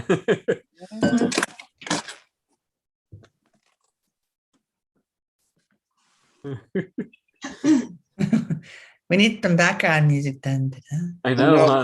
This was thoughtful. I love it when they do this. That's a good sign. Yeah. That shows they care about Yeah, exactly. Yeah. Nice little Wow, touch. it looks nicely Yeah, that looks packed. good.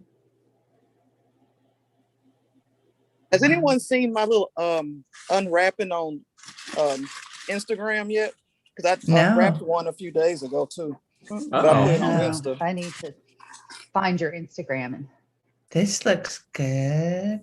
Look at that case. Oh wow. So far, so good. Beautiful. Now, Greg, I sent you a message about this. It kind of gives you a hint as to what it is on your Poor Typist page. Oh, Because okay. you It's like a Smith Corona.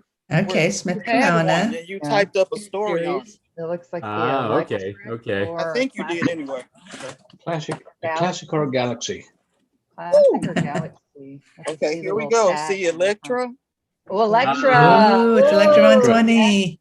Yep, yep. It's my first electric typewriter. Oh, I love Electra. Oh. So we'll see. I have a 120 as well.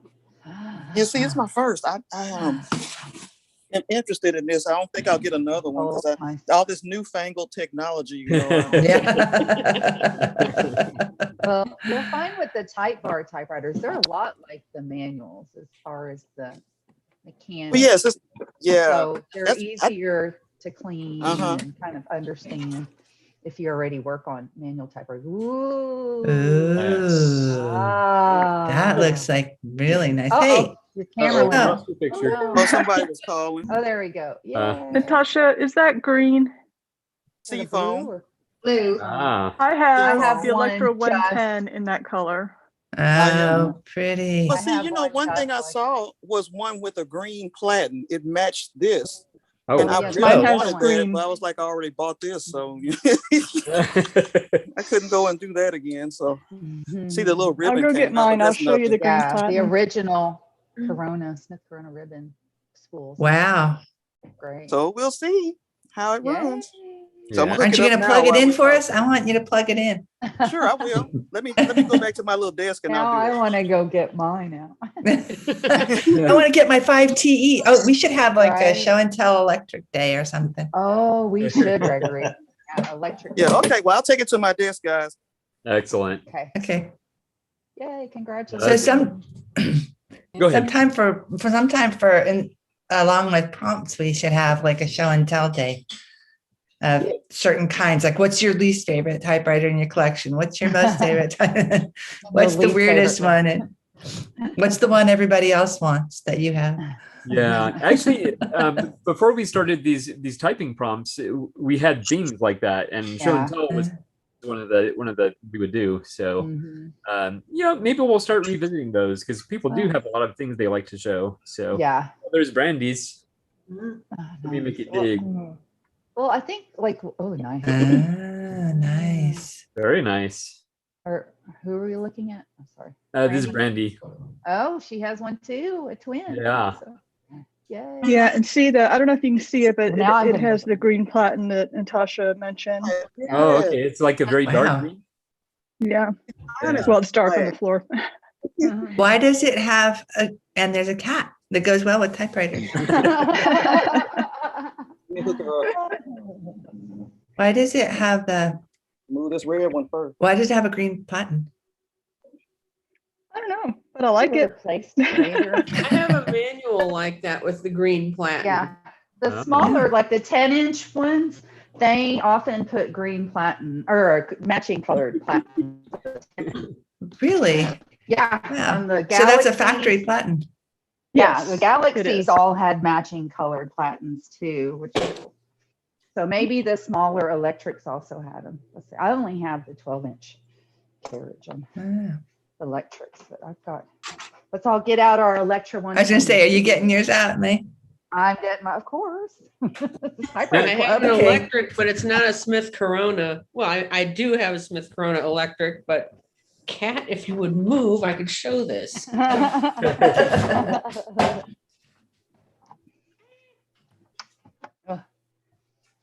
It's a brother. Fairmont Automatic 12. Got it from my mom's next door neighbor. It's pretty much like new. Complete with black and white ribbon in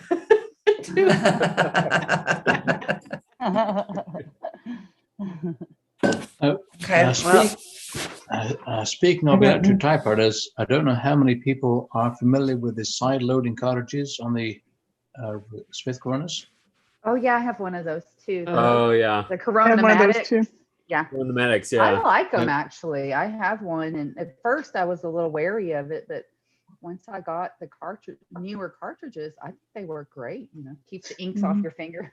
And the other thing is that I was able to score a box of 10 assorted color film ribbon cartridges for $20, and changing colors is just like changing the magazine in a rifle. Yeah, you just pull it out, put it in. Click the next one out. Yep. Yeah. Some people don't like them because the cartridges are expensive, but if you gotta happen to come across a good deal on them, let's see, and you got a box of 10 for $20, you can't complain. I didn't know they came in different colors. I gave a Corona-Matic to my mother because she's in her late 70s and sometimes has trouble changing ribbons. So. Yeah, that would be perfect for that. Now, they used to be available in the nylon colors as well, but normally those are dried out. But if you can find what's called the single pass polythene film ribbon, you can get those in permanent black, correctable black, blue, green, brown, and red, as well as the lift off for the correctable black and the white cover up for all the other colors. Interesting. Yeah. Yeah. So we have Ted in the comments. Hey, Ted. Waking up slowly. Yeah, he says waking up sorta. Be there in a bit, maybe. Blame Bill. I stayed up till 3 a.m. making him a mix CD. Interesting. and he did put the name of the manufacturer there, Halberg. So yeah. So it's confirmed. Yeah. Got it right. Good.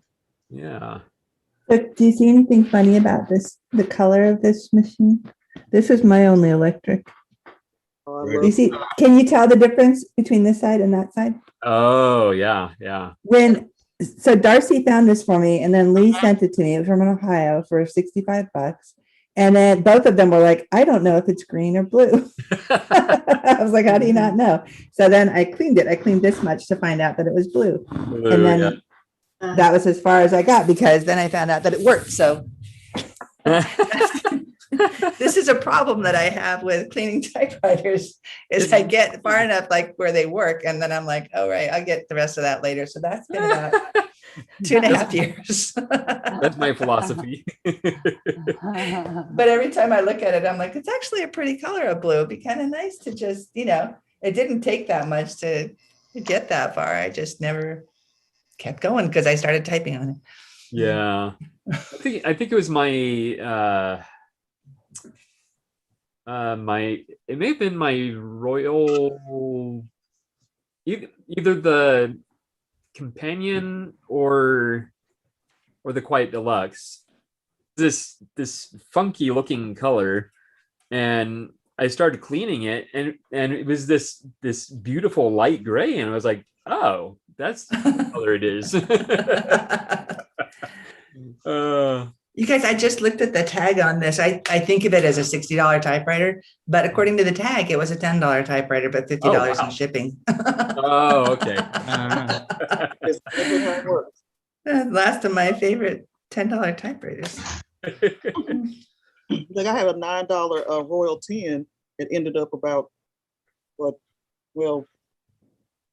40 something. It was a $9 that I'm ready. It was $9. It wasn't $10. That seems kind of Right, it funny. was $9.99. Oh, there you go. I'm like, why not just for a penny? So it's actually a Royal $9.99. Yeah, exactly. That's funny. Going back a little bit, we did have let's see, Dan Linder in the comments on YouTube. He says, "Hello. I find when I type my notes on one of my typers, I always seem to know the content verbatim compared to typing it on a computer. Has somebody else experiences of this? Thanks for the show." Wow. I don't know if, well, other than the Quick Brown Fox and what is it now? Is the time for All Good Men? Other than those, I don't know anything verbatim. But Sphinx of black quartz, judge my vow. Oh, there you go. There you go. I just typed the alphabet. There you go.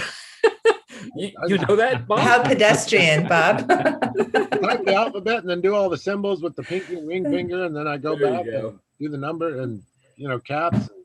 Yeah, I do a full layout when I service a machine. I type all the different characters. Anywho, yeah, I just do the alphabet.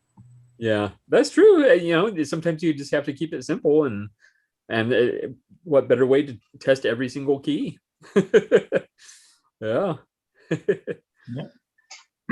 Then you check for on feet and off feet and on motion, etc. Exactly. Yeah. Then we also had Douglas Jackson in the comments. He says, "Morning, folks. What is that you use for sound dampening?" Now, this is going back a bit. Hockey tape. What was it? Hockey tape. Excellent. Hockey sticks.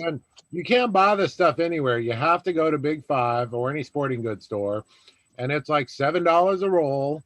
And I usually buy 2 rolls at a time.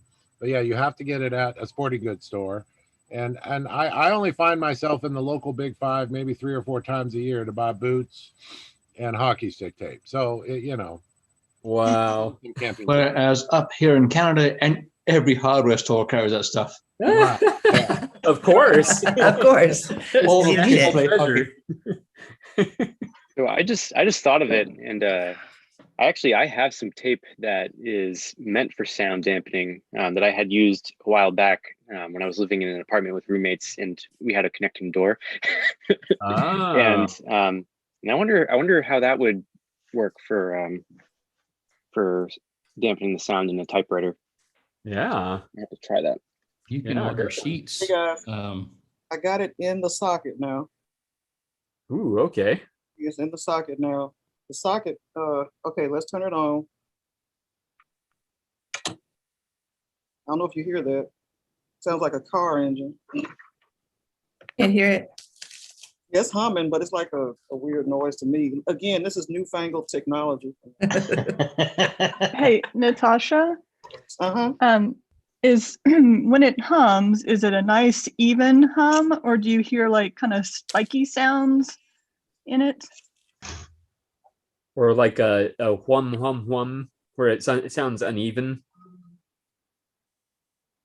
It's a little bit like that. It started even, then it went like that. You hear me? Maybe I could put it here at the microphone.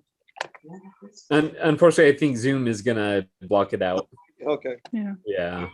If you find later that you think the sound is uneven, let's talk offline, because I'm about to change out the belts in mine based on some instructions that Joe Van Cleve provided. Okay. So yeah, just let me know if you want. I will. Thank you, Brandon.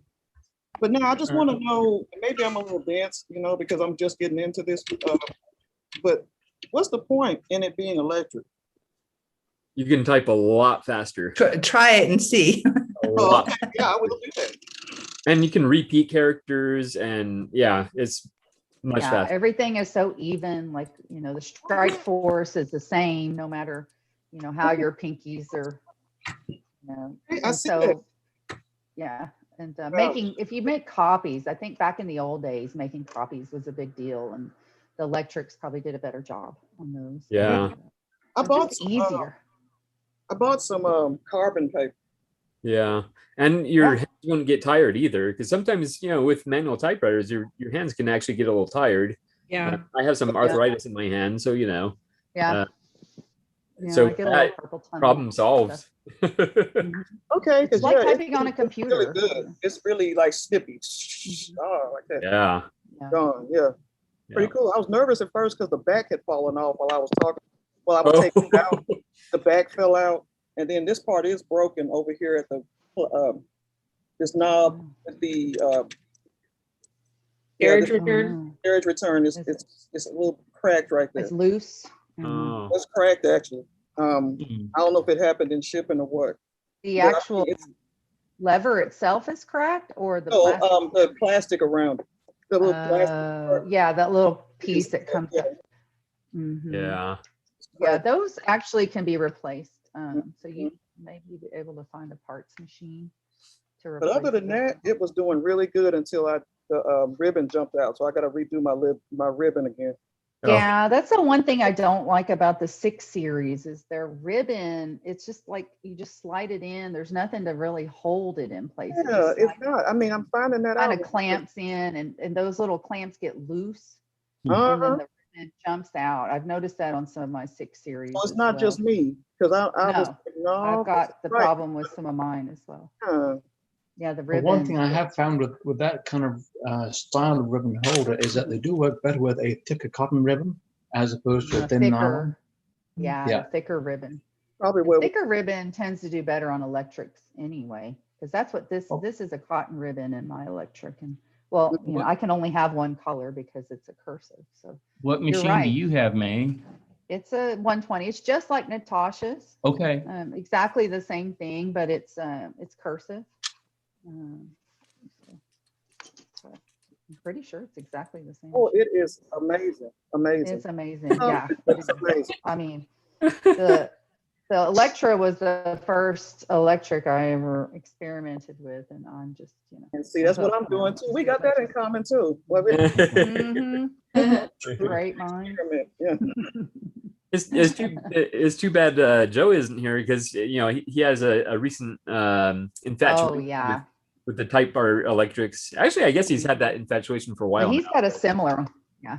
Yeah. He has. Yeah, I've watched some of his videos from years ago. He's had electrics for years. Yeah. Honestly, I ended up getting rid of my Electra 120 just because I have other Typewriter electrics in my collection that I like better, and I needed to pare down those in particular. So it was one to go, unfortunately. But yeah. I read your article about it. Yeah. Yeah, man. I just invested in one. Very good. When I was younger, the IBM Selectric was like my dream electric typewriter with the golf ball. Yeah, I never had one. A friend of mine did, and I thought, oh my gosh, this is a dream machine.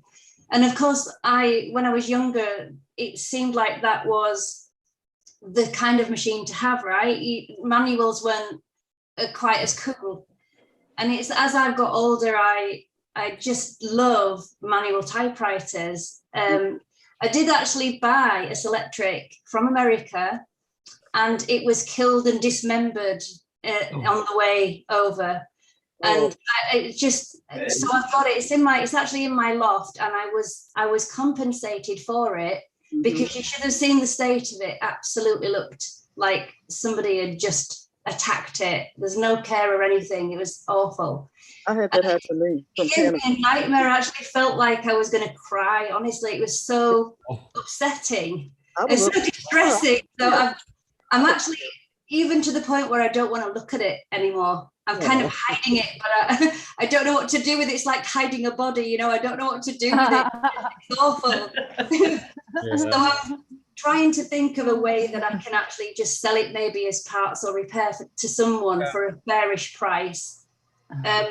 But otherwise, I have one similar to maze that just like that does in cursive. And I prefer the type bar of any electric typewriter. I think I prefer them now, just because it's so much more familiar as a manual typewriter is, because all the rest seems extremely complicated, certainly for me. But you know, so I do like, sometimes I do like using electric typewriters, but the experience, of course, is doing it yourself. For me anyway, it's just that whole thing of actually pushing the buttons that I love. But I recently acquired a Smith Corona pacemaker, and that came from America too, but it actually arrived in really nice condition. Excellent. So I'm really pleased with it. So I'm playing with that at the moment. Yeah. Well, I So was expecting this to, like, when I put it in the paper, I thought it was going to suck it in. I wish I thought that was what was going to happen, but it didn't. No. I thought it was. Well, some of them do have the injector, you know, you hit a button, it does, but not the Electras. The only machines that auto load like that are the print wheel or electronic typewriters. Yeah. Press the button, load paper. Bzzz, Yeah, there you that's go. Yeah, like Curry's Whisper Writer. Through Whisper The Writer. print wheel, the electronic ones. Yeah. Wheel Writer? Wheel Writer, that's it. Wheel Writer. Yeah. Yeah, the IBM Wheel Writer does that. Yeah. The paper injector. Yeah. A lot of the electronic, you know, it's different. If I remember correctly, the original IBM Wheel Writer was actually an electric, not an electronic. Yes. Yes. The original one. Yes. Whereas most what they call daisy wheel typewriters are electronic or typed by wire. Yeah. Curry, yours is a 7, right? A Wheel Writer 7? Wheel Writer 30 Series 2. Oh, okay. Okay. Yeah. I don't know where I got 7 from. I just pulled the number out of my head. No, actually, I think I recently saw a listing for one, a Wheel Writer 7. Yeah. I pulled out my Smith Corona Coronet Super 12 with the, if I can do this right, the Power return. Oh, yeah. That's always a bit scary. Yeah. What? Almost. I like the power return though, you know. Well, if whenever I used to use this on a typewriter table, it would shake the entire table. Yeah. Because it was just that solid. Yeah. Yeah. For sure. And this is one of the cartridge ones. I have one of those too. We all have matching typewriters. How cute. I have the correcting cartridge. Oh, it's in a desk drawer, but anyway. But I can still hear you. Yeah, I like that. I saw that on eBay. Almost got it. Yes. That's kind of a funny thing, knowing that, you know, when we're bidding on things, it's highly likely we're bidding on some of our fellow type pals. Absolutely. I always wonder who, you know, sometimes I think I wish I knew people's, you know, like shop goodwill tags so that I could not bid against them if I know they really want it, or I wouldn't feel bad about bidding against them or whatever. Yeah. I think it was so I had to bid out on a Hermes 10, and I happened to mention it during the live stream, and I had the high bid on it, and I was really nervous. I think it was in the last I think it was in the last 12 hours of the auction, and yeah, I made the mistake of mentioning it on here. And so just suddenly it just skyrocketed way past my bid. I was like, damn it.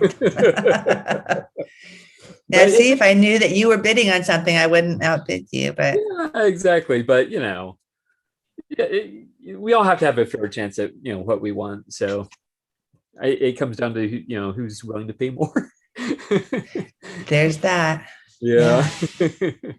Or who caught something that nobody else noticed. I mean, it's really funny to me sometimes when I see things and I'm like, how has nobody bid on that yet? You know, how did that not even get one bid, or how did it not get, you know? Yeah. And then other times, how did that go for $600? Yeah, exactly. Like I know there was a typewriter that she's not there right now, but oh, she's coming back, so maybe she can tell us. Maeve, was it? I was listening. Yeah. Yeah, I got this cursive Yes. for $20. I was the only bidder on Shop Goodwill, so I got a cursive electric typewriter for $20. So Yeah, that's sometimes you find those treasures, you know. Yeah. And, you know, if we all are bidding on each other, that's okay, because the way I look at it, we're donating to Goodwill. You know, the money is going to a good cause, right? Yeah. So yeah, you know, I tend to bid not too high, and if I win a typewriter for 40, 50 bucks, that's great. But I'm not going to spend. I can't afford to spend, you know, much more than that on a typewriter anyway. So that's about as high as I'll go. Yeah. You have to hand it to Goodwill. I mean, they were brilliant in starting the auction site, because they're raking in a lot more money than they would otherwise. A lot. I've probably donated about $1,000 to Goodwill so far in this past year. Right? So I don't feel so guilty about the typewriters. My money all went to a good cause, right? And they're getting better at describing them, and they're getting better at packing them. So that's all good. Yeah. I've only had one mishap that, you know, we showed on here. Yeah. But all the other ones have been great, you know. So yeah. And especially if you communicate with them and let them know, because a lot of them aren't typewriter people, so they don't know. Exactly. So it's up to us to teach them how to package typewriters. Yeah. Yeah, my first Goodwill typewriter was a mishap. And I'm so sad. It's, you know, a cute little Royal Varsity, but she's just broken, and they packed her horribly. And so I told them, and they're like, well, you know, talk to us, we can get it fixed or whatever. I'm like, look, this is a donation. Just, you know, you know, I know that you guys work with a lot of typewriters, so please, you know, just work on packing. Yeah. It is really heartbreaking. Like I still have my IBM Quiet Writers sitting on our dining room table, and it's just heartbreaking because, you know, there's no way in the world they're gonna make more of those, and knowing that there's a limited number of them and now there's one less, it's like and then you feel partially responsible because you had it shipped, so it's like you are responsible. Yes. Good morning. Do the shipping. Yeah. How are you, Ted? A little sleepy, but I'm fine. Sleepy. Oh. Good morning. Good morning. I always sleep in on Sundays too.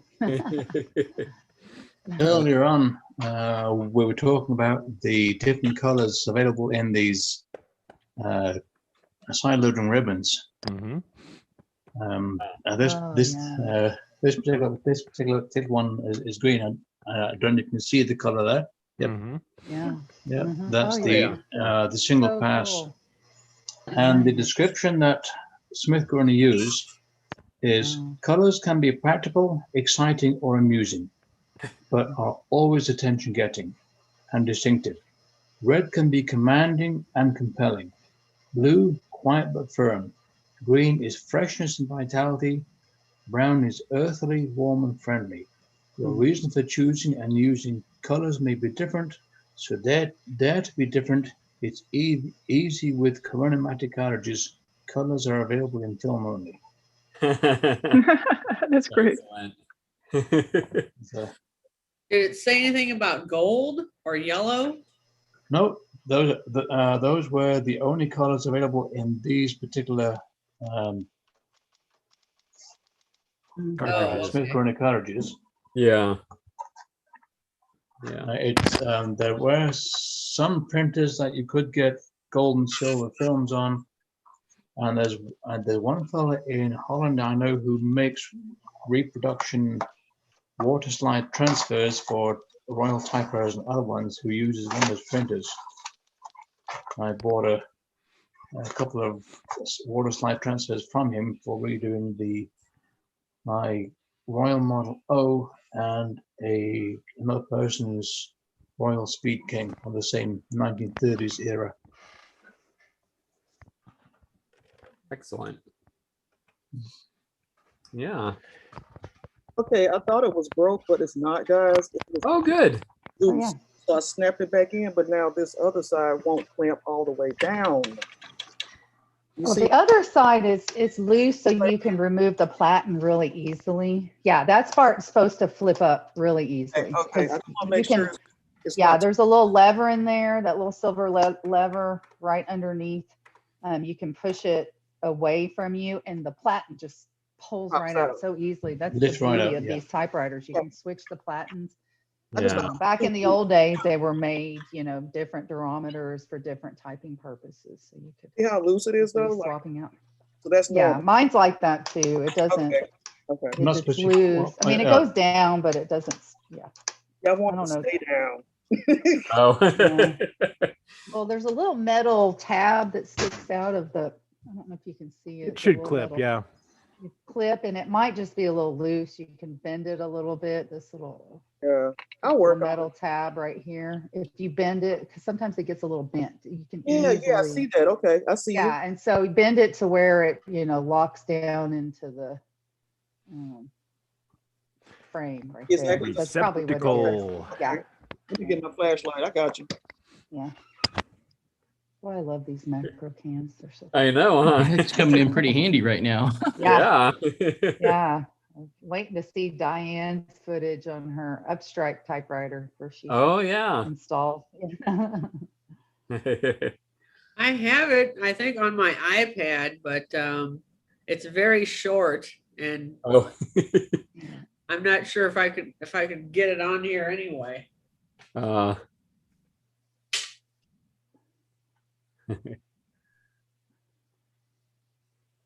Yeah. Silence. And Ted, you're working on a Latera 35. Is that a new, or is that one you've had for a while? Oh, this one I've had forever. It's Okay.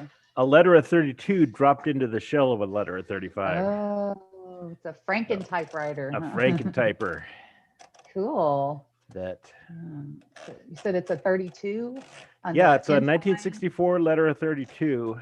Cool. That had a broken shell. Uh-huh. And then I found a letter of 35, which I didn't particularly care for the insides, Yeah. the power plant. Mhm. And so I dropped the letter of 32 inside of it. And now it's so Wow. nice. It fits perfectly. Nice. Hmm. Yeah. They all fit perfectly. You can take Oh, the letter of cool. 25 Mhm. and stick it in a Studio 45 if you want. They're all the same Wow. machine inside. Cool. Well, you know what this means. I'm going to have to put up my electric typewriter and get out my Latera 32 as well. There you go. Because this is Typewriter Club. We have multiples. Oh, yeah. Yeah, after 1964, the letteras all are basically interchangeable inside. So Cool. perfect for Franken projects. Mhm. Yeah. Excellent. Sounds pretty I'm good. going to resituate, but I can still hear you guys.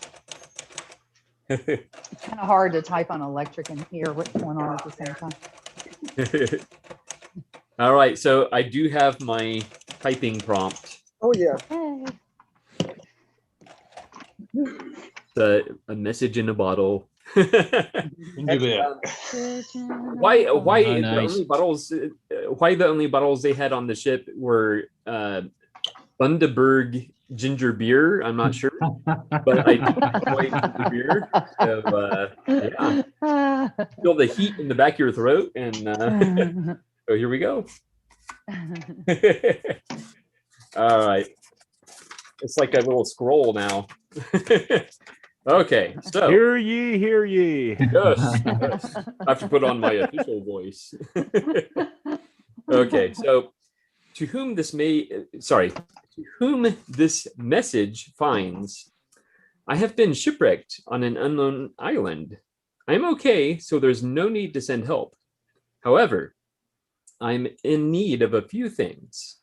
please place the following items in a barrel and release it in the next available outgoing current. Thank you kindly.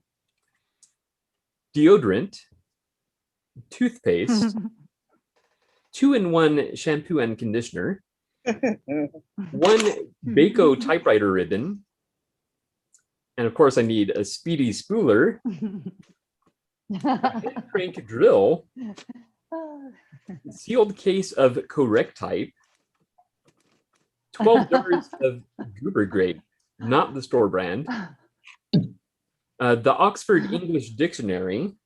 Oh yeah, that would help. A complete set of Encyclopedia Britannica, 1 case of Jelly Belly gourmet jelly beans, the most expensive fountain pen you can find, the most expensive ink in every color, the complete works of Louis L'Amour, the complete works of Agatha Christie, a cajon, which is a wooden drum that you sit on, a harmonica, a pump organ, a 6,000-piece jigsaw puzzle, the complete series of Uncle John's Bathroom Reader, and last but not least, my wife and our 2 dogs. P.S. Oh yeah, yeah. If you can fit a few random members of Type Pals, that would be swell. Oh yeah, there we go. Yeah, like Ted. Nice. You need Ted on the island with you, and Joe. I'll take any of you. Ted and Joe's excellent I love that adventure. you're going to have a pump organ. Yes. With harmonica music and pump organ, I'm not sure I want to come. Oh,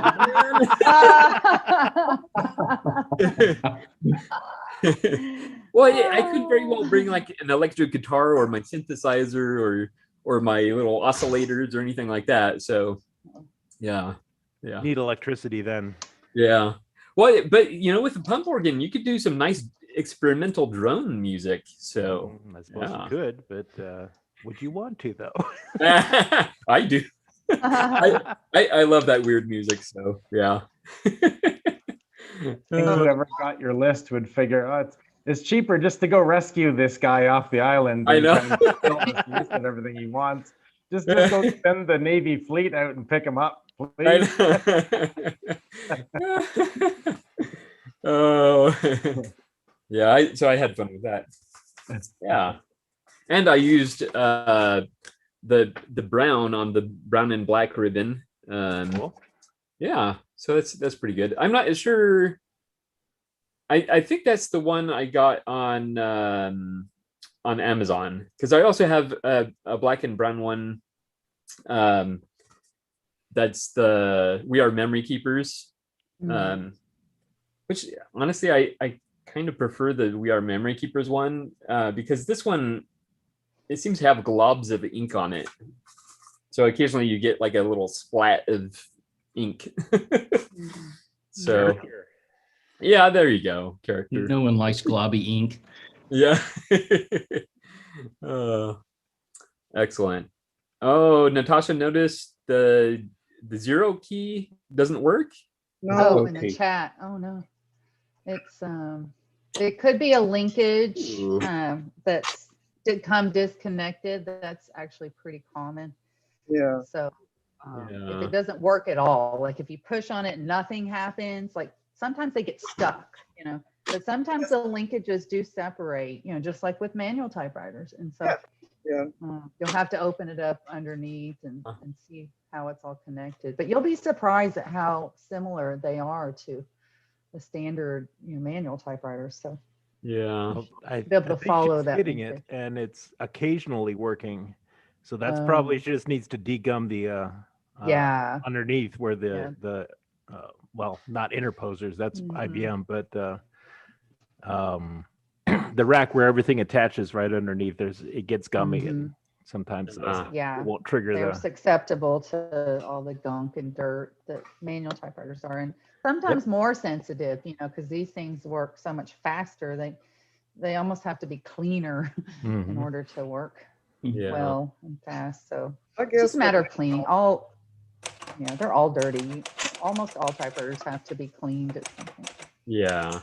I have that video that May was wanting me to show. I can try and show Oh, it. the upstrike. Yeah. Let's see if I can. Get it. Oh, Nope. Lost it. Oh, cool. Cool. Oh, wow. You can see what you're typing in there. Wow. Cool. Neat. I believe that's the Remington from 1897. Wow. The Wow. Remington 6. Mm-hmm. Oh. Well, now it's visible. Wow, that's really cool. Writing. Yeah, see, you need to put that on YouTube. Well, I have to figure out how. Oh, that's easy. It's buried in this boroscope software. I can't quite figure out how to get it out of there. Oh, okay. Mm. Huh. Interesting. Now, Lee, you were showing some interesting things there. I want to see those again. Yeah. Okay. I got this, which is, it's actually sold as a planter, but I just put my pencils in it, you see. There you go. Yes. So sweet. It's really cute. Yeah. So I think that came from Australia. Oh, okay. And then this one, this is actually a bag. Wow. Wow. An expensive bag. So cool. So I can get a strap with it. I can just wear it, when I'm going out. It's so cute. It Yeah. is cute. It's a little purse. That is so cute. It's lovely, isn't it? I would use it. If it was blue, yeah. If you call it a satchel. Yeah. I'll make a paracord strap for it. Yeah. So it'll be a little more manly. Yeah. You look very good wearing that out, Gregory. Then it'd be a tactical typewriter purse. I Clash with my Xerox typewriter copier satchel. purse. Oh yeah, I'll confess, you guys. I went through a phase where I carried a Merce. I did for it was probably a year and a half or 2 years, and I procured probably 8 or 10 of them. Yeah, varying sizes and colors, and one actually was a purse, but it could pass for being slightly manly, but it was a purse. It doesn't matter. It's useful. Exactly. Ideally, I would find that one in blue, though. I would like a blue one. So if you find a blue one, send it to me. Yeah, I did. I actually did look for the blue ones, and there was a black one, but then they had all gone. So I got okay. this one. Yeah. That's funny. Those are fun. If I do see them, though, I will. If I see a blue one, I'll get it for you. Oh. Excellent. Now, Curry, did you have a typing prompt, or were you working on it? Yes, I've been working on one here, so I'll read what I've got so far. So mine kind of took a little different direction than yours there.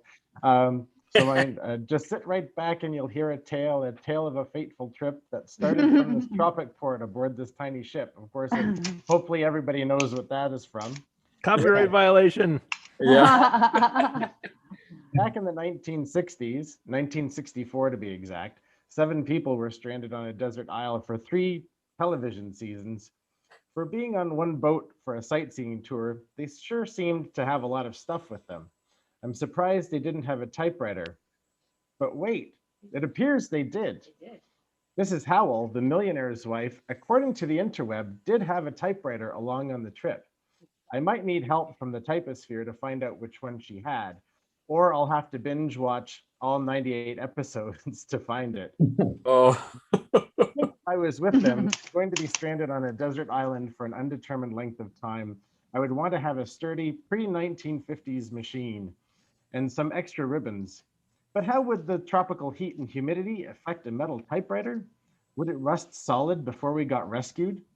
Perhaps an all-plastic toy typewriter would be better, although horrible to type on. One would probably just give up all hope of being rescued rather than trying to bang out a letter to set afloat in a bottle. What about paper? One might run out before being rescued, but perhaps other materials could be used with the ingenuity of Joe Van Cleve, including banana leaves, or by mashing up, pressing, and drying coconut into something that could be typed on, if you could figure out how to make it flexible and not break.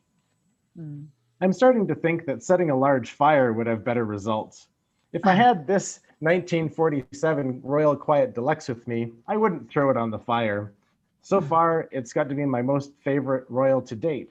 Very snappy with a firm feel, unlike its 9-year newer version, this 1956 Royal Quiet Deluxe, which was in a lovely teal blue, but has plastic keys and is a little bit more janky sounding. So that's a sort of as far as I got, but yeah, I don't know, like I say, I don't know how they managed to bring so much stuff with them, but now I'm gonna have to find out which typewriter that they had on Gilligan's Island.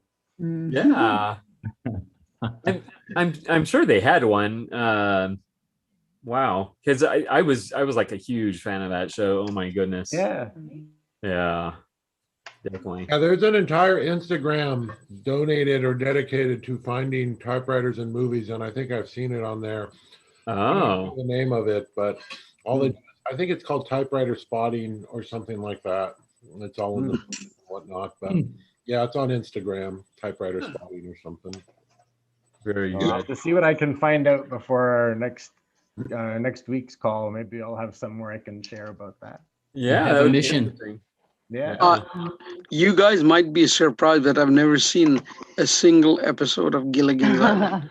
Me neither. Me neither. I've never seen The Wizard of Oz. Scenes, but it's pretty silly. It's pretty silly, but I loved it. I thought it was hilarious.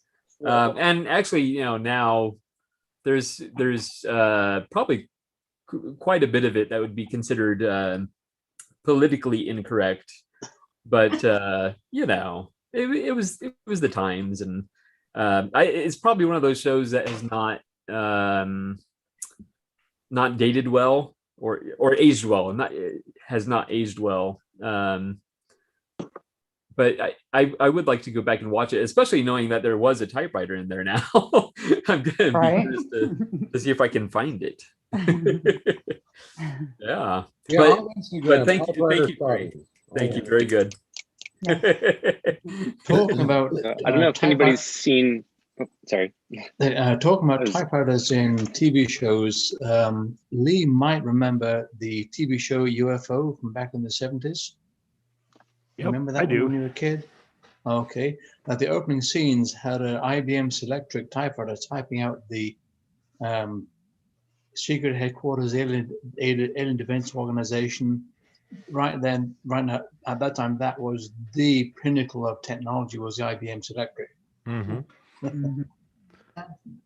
William, I remember watching on Indian television a BBC show named Yes Prime Minister and Yes Minister. Oh yes, it's a comedy show. Yes, it is.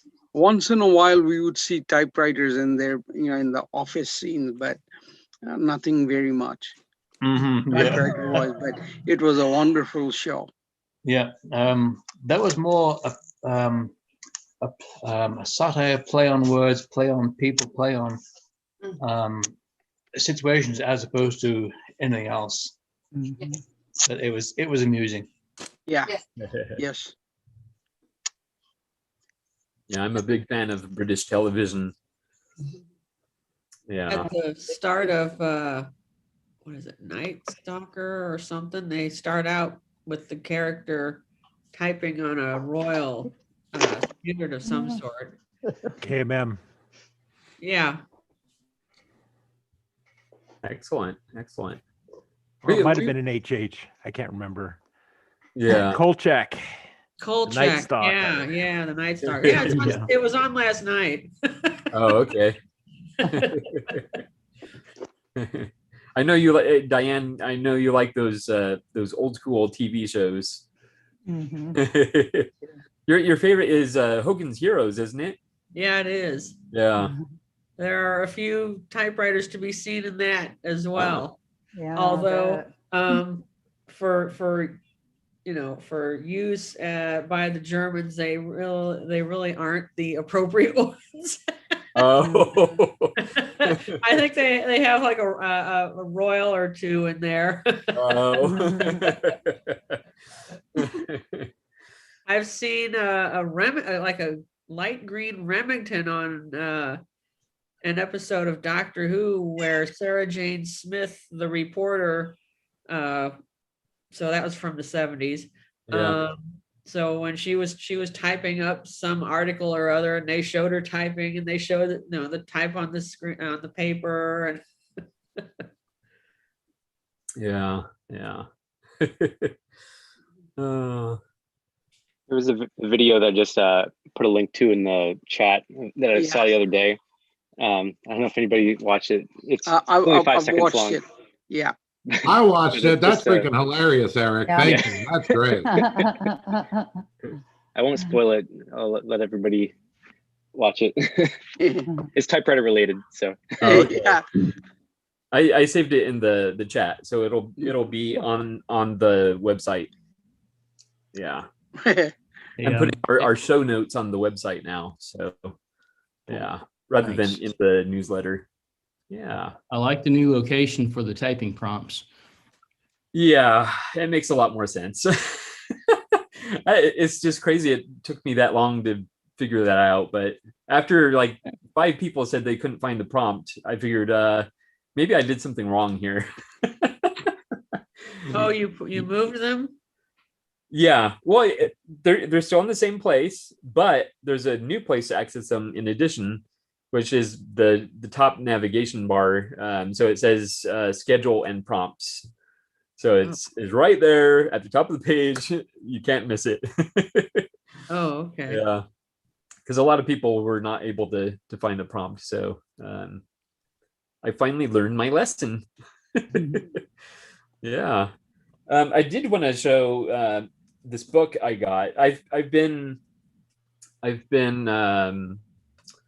trolling Amazon for books specifically related to letter writing.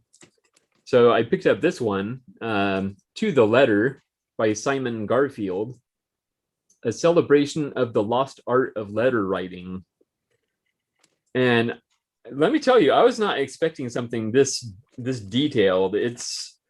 There's a lot of text. The print is fairly small, and it looks like it really covers like the history of writing letters. So since we're all basically pen pals here, I thought I would show this, and it's just so I can definitely recommend this if you're interested in like the history of letter writing.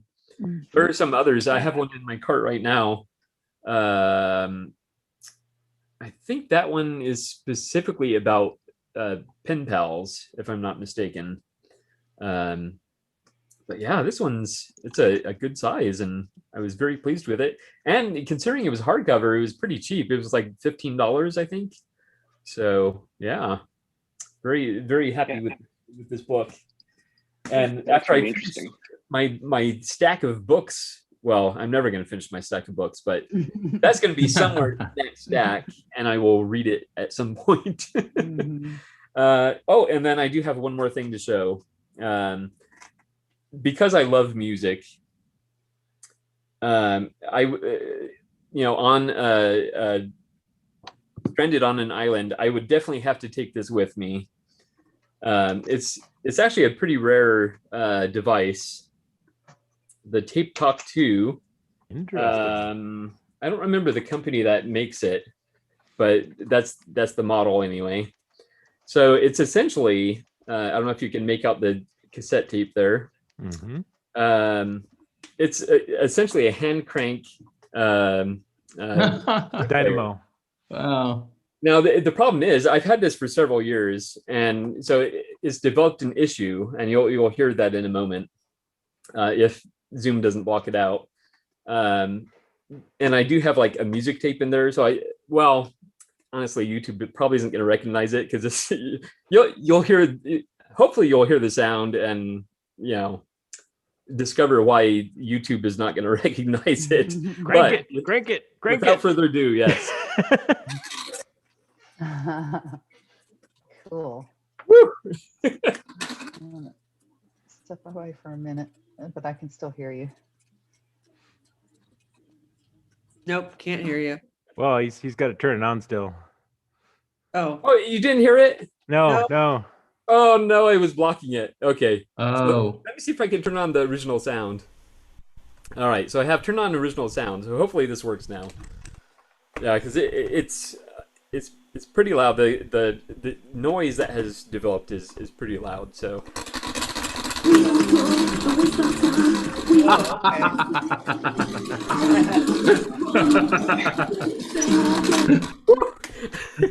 Crank to the rhythm. So when I got this, I was like, oh, cool. A hand crank. You could play the tape, with no power. And then I discovered like how fast you have to crank it. I'm like, I mean, how long are you going to be able to keep that up? Like even through one song? It depends on how good the music is. I know, huh? Does it actually charge a set of NiCads, or does it just entirely work off the dynamo?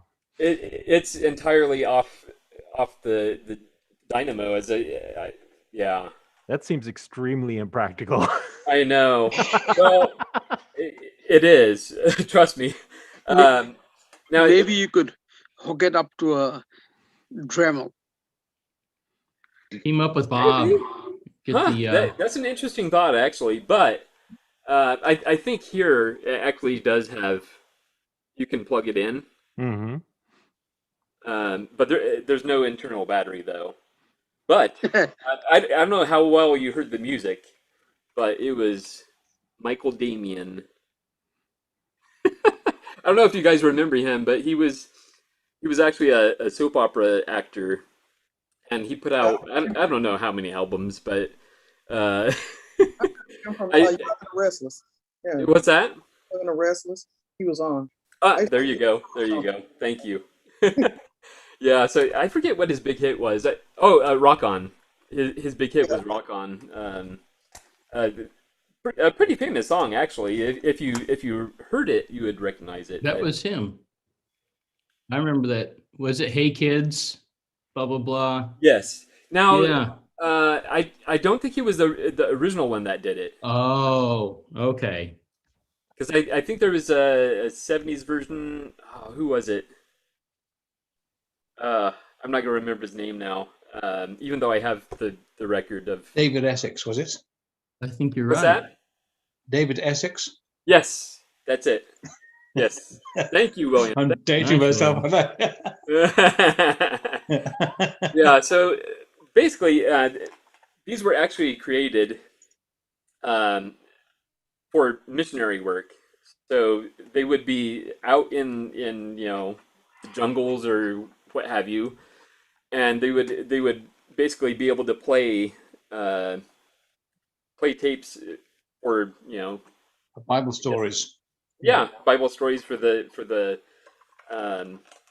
natives or David Essex. Yeah, exactly. And these are actually quite rare. I actually had someone offer to buy it off of me, and I think he was willing to pay a fair amount, but I actually have used this a little bit in my experimental music. Basically, what I did was I recorded just a single note on loop tape of an organ sound, basically. So then, as you're cranking it, it's not likely you're gonna be able to crank it at a constant speed. So that changes the tone of the note. So you can get some interesting effects that way, if you have the energy to operate it. That's a manual instrument. Yeah. I was gonna ask, does it have something in it that regulates it so that it'll only play at the proper speed, or does it go according to the speed that you turn the crank? Well, once you hit a certain speed, it locks in at that speed, but you have to reach that maximum point, and then it won't go faster. So the fastest it can go is normal speed, but if you're not cranking it quite fast enough, it'll slow down and it'll sound warbled and. That would be interesting if you could take that regulator section out of it so that you could I know. Although you'd have to be doing it really fast. As you saw, I was doing it pretty good there. It's quite a workout. It's pretty demanding. Yeah. Yeah. So Gregory, your show and tell is a great segue. I pulled this out after Eric was showing his AM radio. Oh yeah, I've had this since I was a kid. The Panasonic Toodaloop. Oh, cool. And this thing opens up.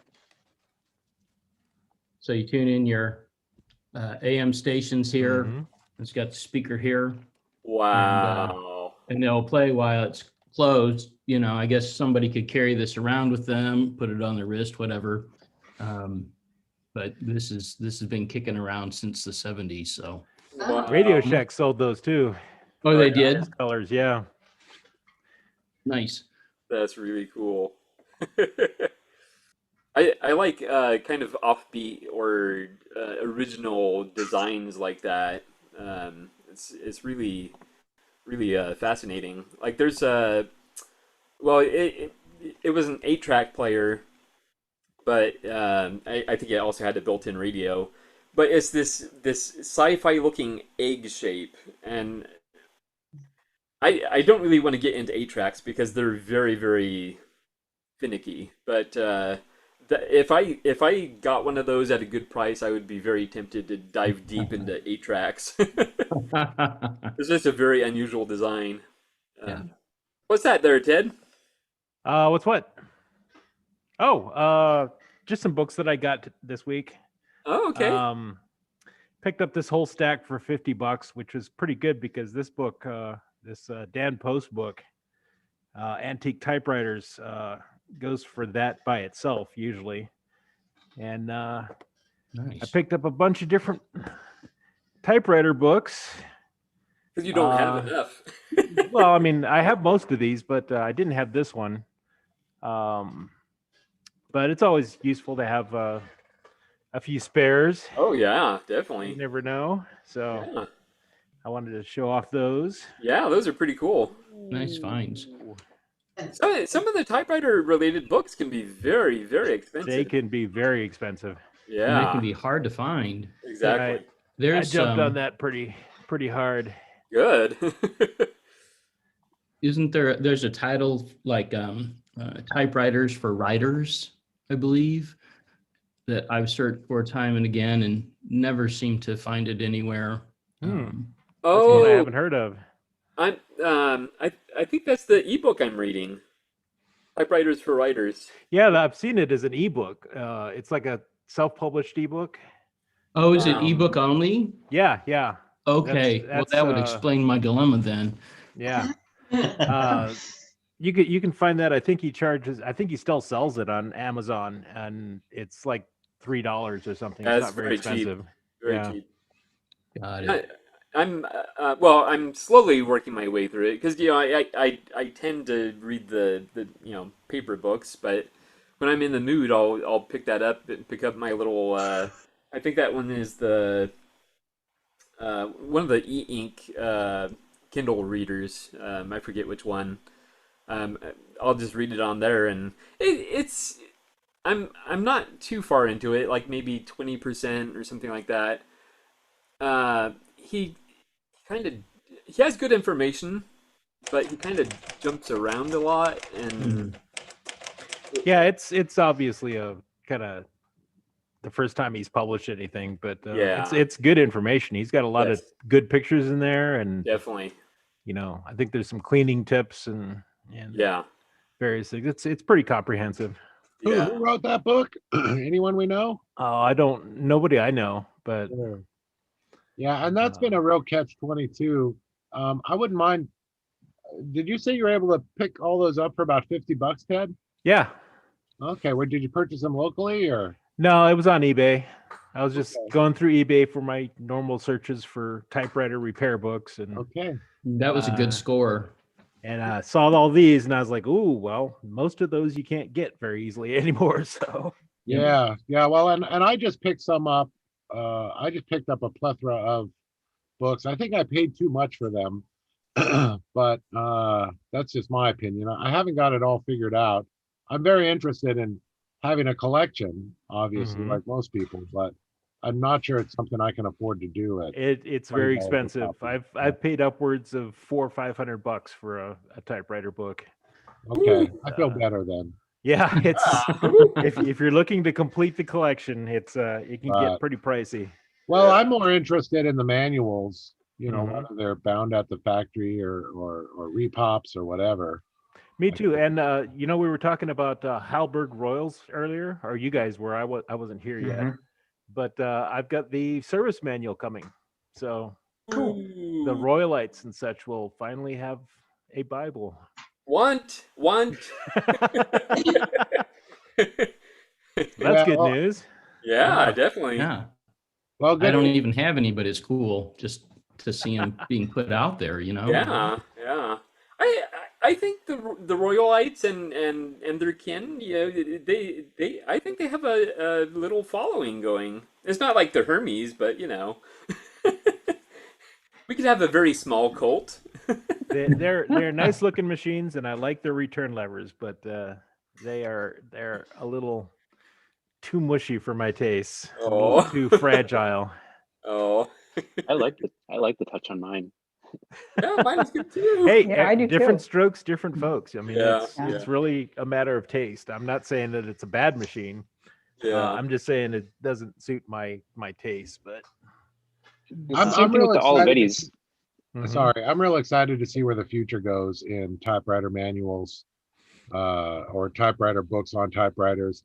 I mean, I suspect the machines will get to a point where people are not able to afford them or purchase them, but wouldn't it be okay to have the book on a specific model or whatever? Yeah. There will be a point where the typewriters are more expensive than the books. Right. Well, and I'm guessing that there will be more people that will look at a typewriter more like any number of other tools or what have you, where maybe the emphasis won't be on collecting for so many, but having just one really good machine that works and, investing in that because you actually just enjoy using it for what it is as a writing machine. And so I can see there being a number of folks out there like that as well. Yeah. Well, that time will certainly come when the machines are very expensive. Right now we enjoy this kind of golden time where we can get machines still. I mean, even now we can still get machines for your free 10 free, Right. 10 or 15, $20. Well, depending on where you're at. Yeah, depending on where you're at, but still, they're easier to get than a lot of the other aspects of the hobby. Yeah. And at some point that will change and people will be concentrating on the one that they got that they love. At the moment, I have an Underwood 16 on its way from the States, a blue one. But what caught me as being interesting is the dealer sticker on the back edge of it was, I believe, from George Street, Sydney, Australia. Oh my! So it's traveled. Yeah. Yes. So that machine was evidently came over to the States from maybe with a family who moved from Australia. The typewriter itself didn't cost him much, but it's going to be about $40 or $50 in shipping to get it here. Because right now I can't go across the state line because the state line is still closed.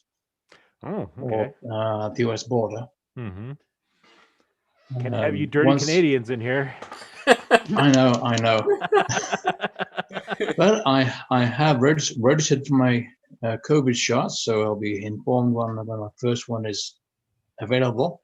Very good. And then hopefully, I'm expecting that once they do open the border, they're going to be wanting proof of vaccination before they let you in. Probably, yeah. I don't think it's that. It's your sense of humor we worry about, William. Proof of typewriter purchase.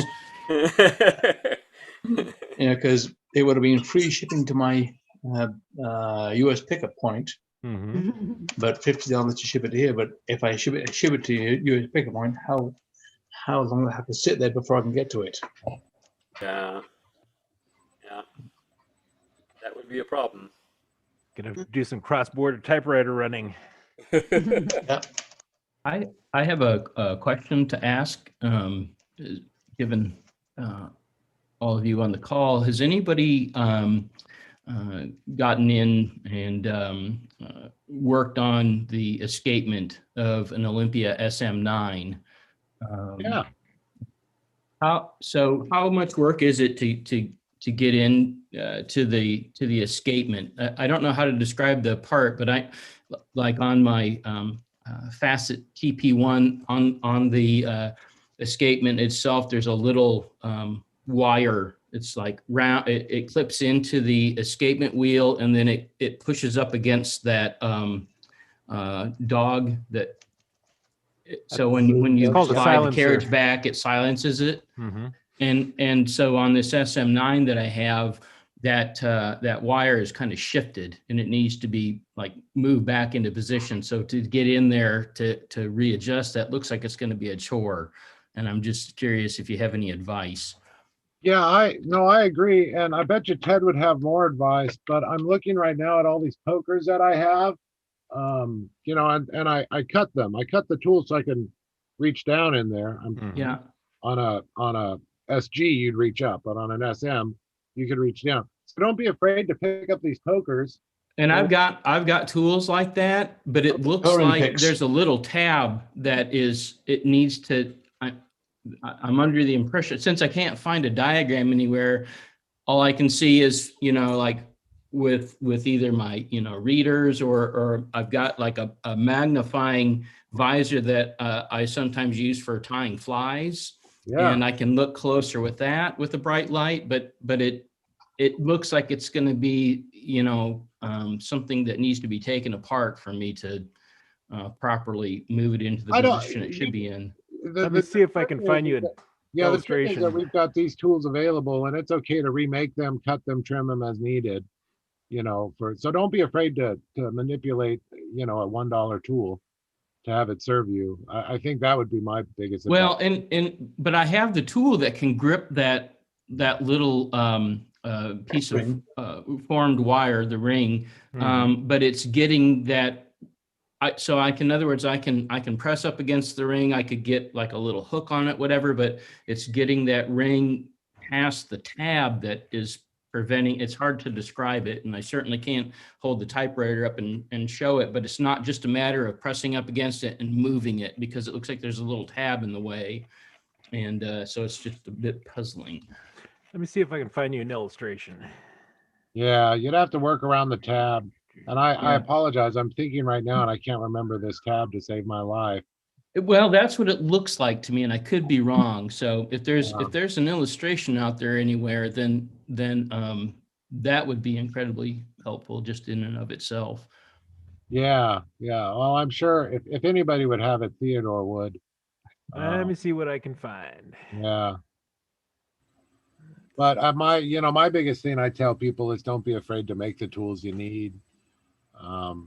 And I've butchered all sorts of tools to make them do. I'm very lucky. I've got a bench grinder and just a small machine shop. So even if you got a file on it for half an hour to make the tool do what you need to do, that's okay. Yep. No, I'm good with that too. Yeah, cool.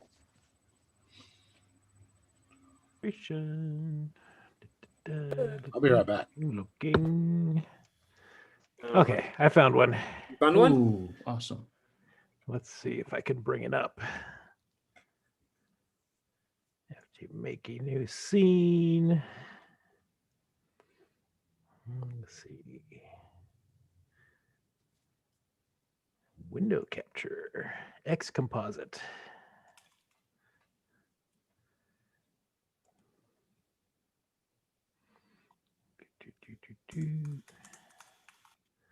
There we go. Okay, can you see that? Yep, yep. Let's see. Yeah, that's, it looks like it goes behind the star wheel, at least according to the parts manual. Is that helpful at all? Well, sort of. What it's not showing me is what I think I'm seeing on the other side of that star wheel. And Okay. and then where that so you can see that clip has the ring, and then the other portion of the wire that comes with the legs sticking out there. That's what's kind of twisted around, and it looks like something's blocking it, so it's not properly pushing up against the little paw or dog or whatever it's called. Let's see.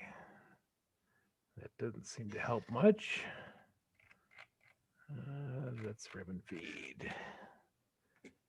But I'm thinking if it somehow got moved over on its own in place in the machine, it should be able to be moved back, I would think. Yeah, you should be able to do that. Actually, I could probably just look at an SM9 and see, since I know mine's working. Let me pull that out. Well, and that's how I know it's mispositioned, because I have like 4 SM9s. It's my favorite typewriter, and I have different ones for the different typefaces. And so I have a reference that I can see that, it's not positioned correctly.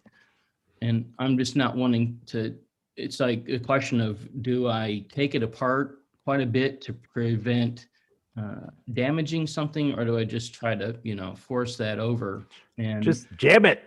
Jam it. Because I've read a lot of warnings about do not, it's not fun to remove the carriage and everything on the SM9, and with the facet it was a breeze, and so it's really, that's what I find interesting about tearing into the machines themselves, is just the different approaches, the engineering approaches that they took with them when they were designing them and laying them out.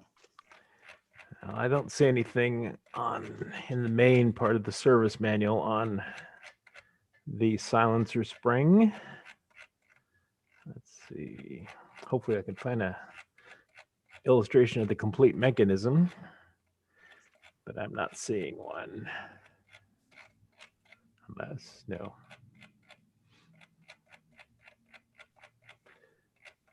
Words, tools. Read really fast, Ted. Yeah. I think there is one in here. All right. Well, that's fine. And I think, at the end of the day, maybe I just go ahead and try a little bit more manipulation, a little bit more force, try to be a little more persuasive with it. And it's just a wire, it'll bend. Yeah, yeah.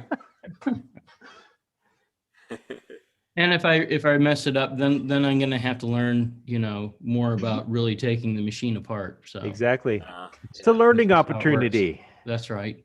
Just look at it that way. It's learning.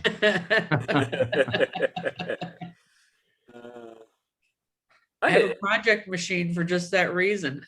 Oh yeah. Yeah, that's box number 3. Oh. It's awaiting my attention, but it's going to stay there for a while. I got to tell you, I don't mean to switch gears, but I'm really excited for Theodore, for Reverend Monk to tell us about this big CD he made for Bill last night that kept him up so late. Oh, ta-da! What? Ooh, Brubeck. Yeah, there's a little Brubeck in there. So right. That'll be his listening experience when he gets my box. That's cool. Well done, sir. Now I can see the gears turning in his head. How am I going to top that? So I'm trusting that the cup made it there safely. It did. I can tell you didn't watch the last Typewriter Nice, Club Eric. because I made a mimosa in that thing, and drank it all day or all session. And you were secretive about it. I wasn't secretive. I just had it next to the typewriter and took a sip out of it every once in a while. Whatever gets you through the club. I think we're more of a gang now than a club. Yeah. Well, whatever it is, a gang or a club or whatever, I'm glad to be part of it. Me too. Thank you, Sid. We are very glad to have you here. Yeah, just talking about Dave Brubeck, I way back in 1997, that's before he passed, I had the good fortune of, I was in the jazz program at the University of Michigan. He came to the music school before his concert. So he sat in one of our rehearsals, and then our jazz band was called the Third Coast Big Band, and we were able to play for him. It was the professors and David Brubeck and Chris Brubeck. They were the only people in the audience. We played our hearts out for them. Wow, That's a heck of an audience. Yeah. Yep. Very cool. It's funny. A guy that I went to college with, he went to this extremely small high school in California, and he graduated with I guess it was Chick Corea's kid. So they had their graduation party. Chick Corea played the music for them, and he had photos of it. It was pretty unique story. My goodness. I have something I'd like to share. Yeah. Yes. That's what it's all about. Ooh, old letterhead. Cool. Wow. It's just a big old piece of paper, but big old piece of letterhead, but it's antique. Yeah, World's Columbian Exposition. Oh, cool. It looks Where like did you find that? Oh, wow. eBay. I love you. I've been snagging Smith Premier stuff off of eBay. That's the back of the envelope of an envelope. It not related to this. Yeah. Two separate purchases. Different, but still, yeah. I like that sheet seems to record the name and what typewriter they used, and is like a trial sheet for trying out machines. Marks.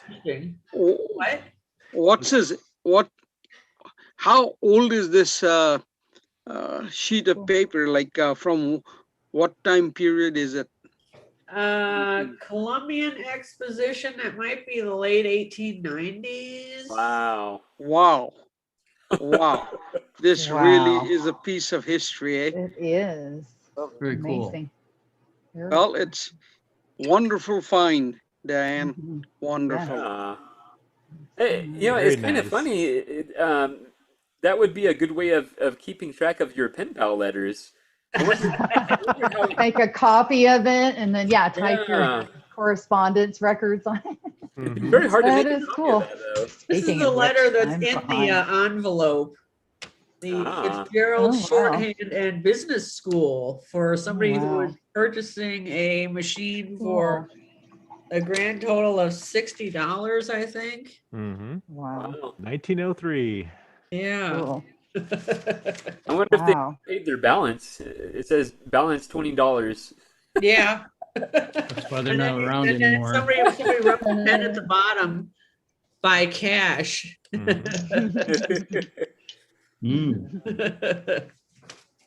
That's really neat. Wow, that is stuff. That is excellent. And it's also the paper in both the letters and the big letter. It is remarkably well preserved. Yeah. Yeah. Very much. Yeah, I want to know who has the rest of this book. I mean, I guess that's the seller that has a whole book of these or something. But I was pleased to get that. I can actually see a watermark of some sort on it. Oh. It says SCOT, probably Scotch, maybe. Oh yeah, Scotch Linen Ledger. I can see it like up here. It says like TCH Linen Ledger, and then down here it says SCOT. Cool. The watermark is upside down. She's holding it upside down. I'm holding it upside down to read it because it says Scott. It says TCH Linen Ledger. It's on it's on my side, so I can read it. Yeah. But yeah, right at this level here, it says SCOT, and then you can see the edge of the C. So. Yeah. So they did print it upside down. Yeah. They did. I'm a little. That's a cardinal sin. Exactly. I was just gonna say that. Always check the watermark first. Yeah. You just stick it in Why? the machine. Yeah. Why is that important? Oh, you could get a Etiquette. job rejected back in the days when you were doing offset printing on watermarked paper. If you printed the watermark upside down or the actual text of the paper upside down according to the watermark, you'd get that job rejected. Oh. You'd have to print it all over again at your expense. Yeah, it's attention to detail. I ended up buying some 50% cotton paper called Belfast Bond because I wanted to make paper patches for long-range black powder bullets. And I found that is actually very nice typing paper. And whenever I put it in typewriter, I always make sure that I put it the right way around, so the watermark is readable and right way up as you're reading the letter. Yep. That's ingrained in my personality. Yeah, I'm pretty sure that's what I sent my letter to Bill on. Was that watermark paper?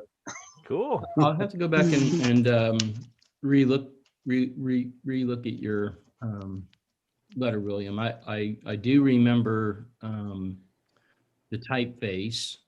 Yeah. And the quality paper, but I'll have to recheck the watermark. Yeah, sometimes those watermarks stuff aren't interesting. immediately obvious. So, yeah. And quite often you don't even look at, you don't even think about watermarks these days. These days, yeah, yeah. I still check. I do. Comes in watermark. Yep. That's what I do. I don't know if I showed this before or not. This is another Smith Premier item. A pencil. Yes. Yeah, I think you did. I remember Carpenter's that. pencil. The ribbons. Fascinating. Yeah. Yeah. That's really cool. That's cool. You have quite a collection of accessories going now. Yeah. That's great. I only have Oliver pencils. That's the only ephemera I have. My maiden name was Oliver, but not that Oliver. Cool.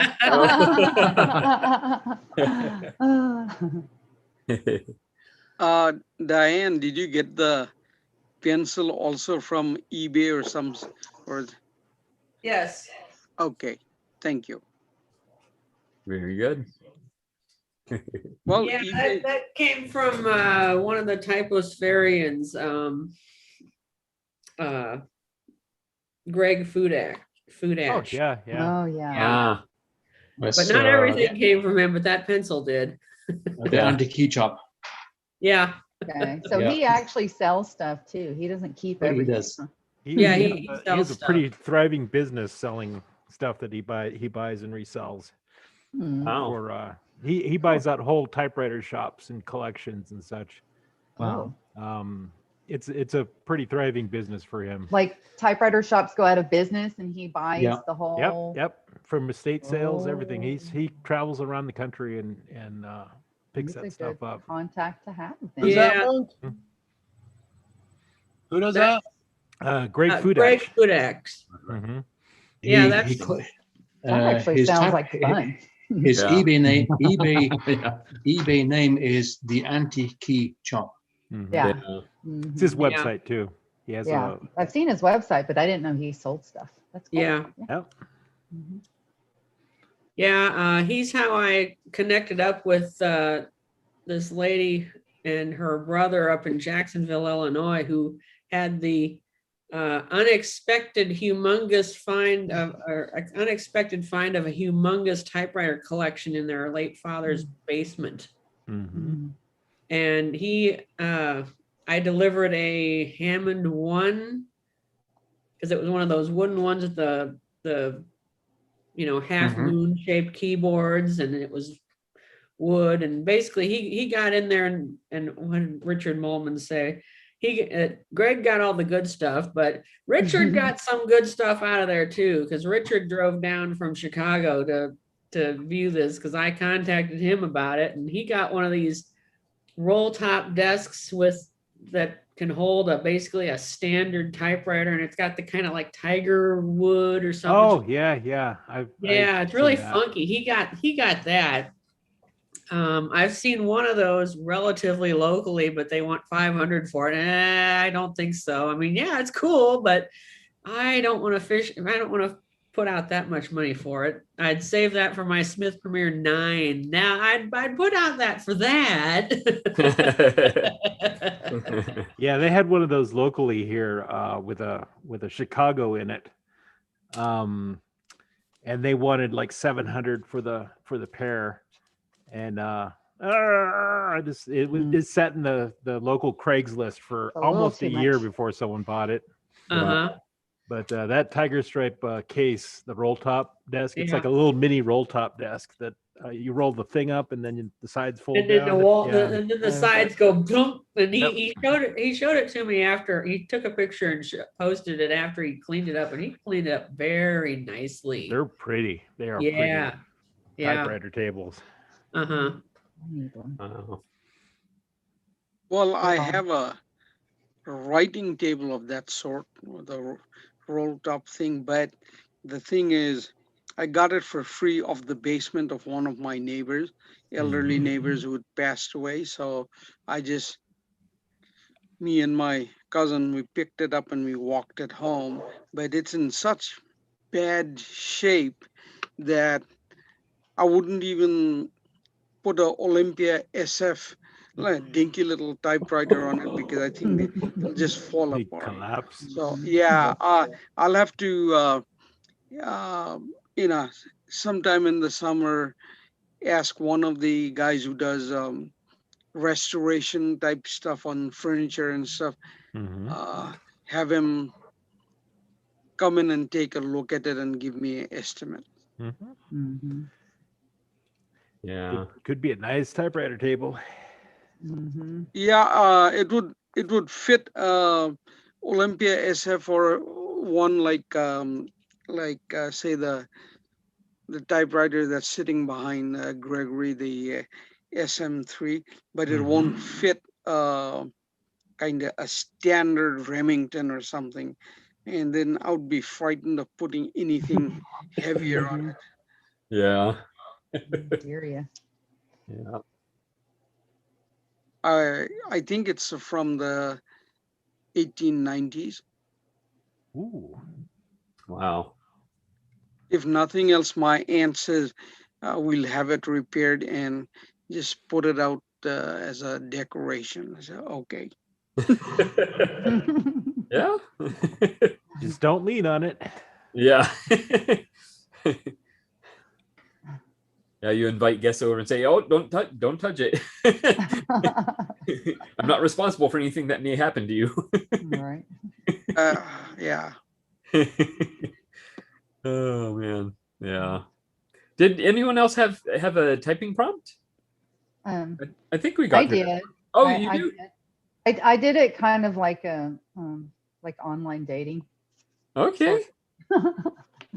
So on my Royal Quiet Deluxe from 1954. I think my macro camera is frozen. So anyway, it's okay. Help! My name is May, and I'm stranded on a deserted island. My ship wrecked, and I survived by paddling towards a beach in the distance. I have plenty of food, water, and obviously some bottles and a typewriter, but eventually I'll run out of paper and ink ribbon. So if you find this message, are interested in a deserted island adventure, or a good-looking middle-aged man who's looking for a female counterpart, enjoys fishing, writing, swimming, making various board and card games with natural materials, can play music instruments, and have good mechanical skills and lots of tools, then consider joining me. The sun, sand, surf, and serenity provide the perfect paradise to write stories and poems, play guitar, sing, and get lost in the beauty of the natural world. This is how humans were meant to live. If you can relate, please come find me and let's try to fall in love and live happily ever after on a beautiful tropical island. I am an amazing woman, and you'll be quite pleased with your unique discovery. That's awesome. Excellent. That was a deserted island, like dating profile. You had me until the falling in love part, May. Everything else. Yeah. Well, I mean, it's only two of you. It's only, you can't help it. You only get one choice, so you might as well, right? Yeah. I think if you took out the falling in love part, it would be perfect. Not that I might even answer that. Love, is a euphemism for more primitive activities, right? That was very good, May. Well done. Excellent. Very good. All right. Anyone else have any questions or comments or things they want to show? You guys were talking about books. I got this one. Let's take a look. Ooh, nice. Oh, is it one of the educational? Yeah, so it's got like a whole course, like how to do touch typing, exercises, I guess. It's quite thick. Wow. Yeah, and it's even got like a little rundown on how to use the different typewriters, and it's really cool. Cool. Does it have print on like both sides, so you start and work your way one way and you turn it over and work your way back? That's my thought. So I think it's meant to be on a stand. I feel like when I learned how to type in high school, we had something like this that we had to copy from, and it's got like little little things to type and little tests, so you type as fast as you can for whatever seconds or minutes, and then you see how many that was, and kind of fun. Yeah, very cool. Did you say the copyright date? I'm sorry if I missed it. Does it have a year? Oh, like a copyright? Sorry, I didn't hear that. But yeah, that's similar to the things that we used in typing class, but ours were a little bit newer looking, I guess. Yeah. Those are this has a like 1940s, 50s. 1952. Cool. Yeah. Well, I didn't know you were talking about books, but I have another Smith Premier thing here. Oh, my goodness. Oh, wow. Wow. Yeah, that one's quite rare, Diane. Good job. Cool. Yeah, I saw one once before, and I got outbid on. I'm like, darn it, I'm not gonna miss out on it this time. Yeah, there's somebody's name in here. September 4th, 1906. Wow. Let's see, copyright 1901. Wow. Oh, wow. But that's impressive. Yeah. I'm trying to open it without, I don't want to like screw it up. Yeah, That would definitely. be bad. Screwing up would be bad, but yeah, lesson 1 starts with lowercase. your usual right. Your usual start row. Yeah. Home row. Yeah. Very And cool. a separate auction, the Smith Premier what does it say? Typewriter Oiler. Oh, wow. That's cool. So Oh, yeah. I guess you can use this to put it in certain places. Whatever. Yeah. Yeah, this sat out on eBay and it wasn't going anywhere. So at some point I decided, yeah, I think that's kind of I cool. seem to remember Joe Van Cleve had a couple of those too. Yeah, A yeah. while back, little metal oiler bottles. Yeah, we joked about he was gonna have a giveaway. Oh, yeah, Kelsey, I wanted to ask you, that book, is it for a particular brand of typewriter? Like Diane's was for the Smith Premier, but yours is more just like general, or does I it have think so. a publisher Yeah. listed maybe? I think it's more general, just 20th century typing. Okay. I just got it, so I haven't done anything yet, Yeah. but it does have like the Smith Corona, it's got a Remington, IBM. Yeah, I've got that book, Kelsey, and I've worked through it. Not all of it, of course, but if you have a lazy afternoon and want to type, feel free to sit down with that sucker for several hours, go through the exercises, have fun with everything that they have. Yeah. But more importantly, enjoy the outlines that they have on how to write a professional business letter versus a personal letter, etc. It's very exciting, and it does work both ways. So that is the booklet is set up both ways. It's very neat how people. I just imagine my grandmother working through one of those on how to learn how to use a typewriter. Anyway, something different and exciting, and it's great to have the outline on. In fact, I have the outline tagged on how to write back a professional letter, right? So, just in case you need to typewrite a professional letter. Yeah. Actually, my typewriting class in high school, I think it was the best class I took all through school, because at the end of it, what she had us typing was how-tos. So we have, an example of how to do an envelope, how to do, how to have a resume. I mean, just like the whole thing. It's amazing. I still have it, but now I've got just like this little notebook that's got all of the, which hardly anyone uses anymore. Nobody even does paragraphs really. They just skip. There's no indentation. If you notice, people in emails, they just skip lines. They don't even Everything's indent on anymore. the left margin. Yeah, it's crazy. Yeah, I don't indent anything anymore because I just feel like it's easier to read. Like if you just skip a line. I don't know if anybody else feels that way. It kind of does the same thing. Like I think you should do one or the other, but probably not both, right?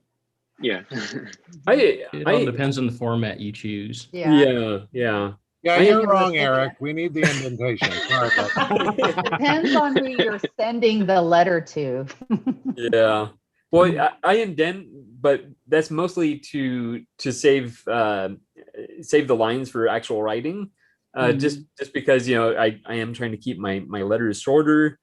But yeah, so I try and maximize the page output, but having the space between paragraphs does create more of a separation though, and it's a little easier on the eyes, I think. Yeah. That is one of the cool features on the letter of 32 or some of the other variations, I think, have the same thing where it has like an auto indent feature. If you hold down, it does. Is it the tab key? The letter of 32 does? Or the margin? If you hold down release? the margin release key, as you return, it stops 5 spaces in from the end. Yeah. No way. That's amazing. Try that. On the letter of 30. Oh, okay, I'm getting it out right now. On letter 22, I don't have a letter of 32. All those, yep. Hold that key and return the carriage. It does. Oh, wow. Obviously, I did not read all of the owner's manual. It doesn't. Right? That's really cool. Oh my God. There's your tip of the day. Tip of the day. Typewriter discoveries. I discovered that when I got my father-in-law's, my late father-in-law's Underwood 378. So you hold down the margin release and return? Yes, that's the one by the. Yeah. It works. That's funny. All of a sudden, we're going to see a spike in indented formatted letters now. I know. Huh? Now we're going to test all the typewriters. Anybody know if other typewriters did that too? That's the only one that I read about and verified on my own. I'm going to start reading the entire owner's manuals from now on.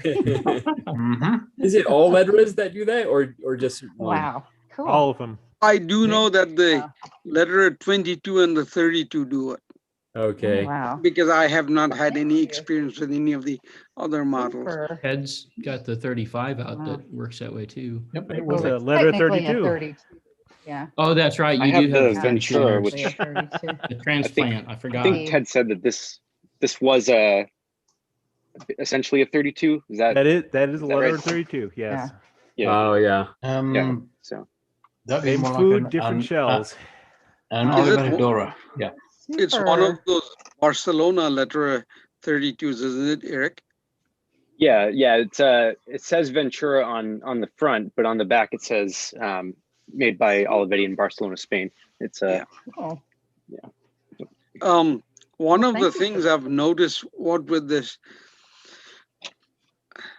with people emailing and all that, see, I'm the in church, I'm the guy who's supposed to schedule the building, right?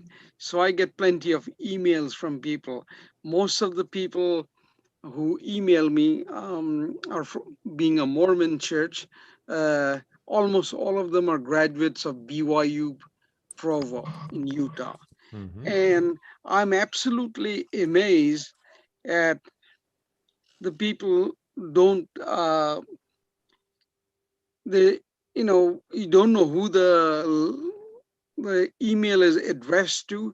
There's no capitalization, there's no punctuation, no nothing, and they just write it. They don't write who their name was, nothing, and it's kind of frustrating for me. You'll have to forward some of those to William's wife. It's all part and parcel of writing etiquette. Yeah, they don't have any. No. And then they complain when I tell them, write a proper note to me. I'm not gonna do something for you. I don't know who you want to do it, what you want done, nothing. Am I supposed to go to a fortune teller now so that I can figure out?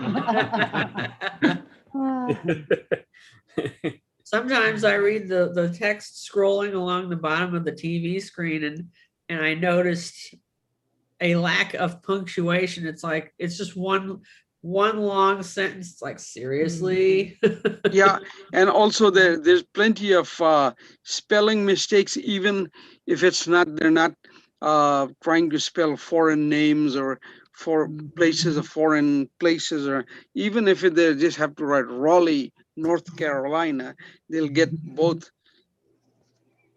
all three of them wrong. Yeah.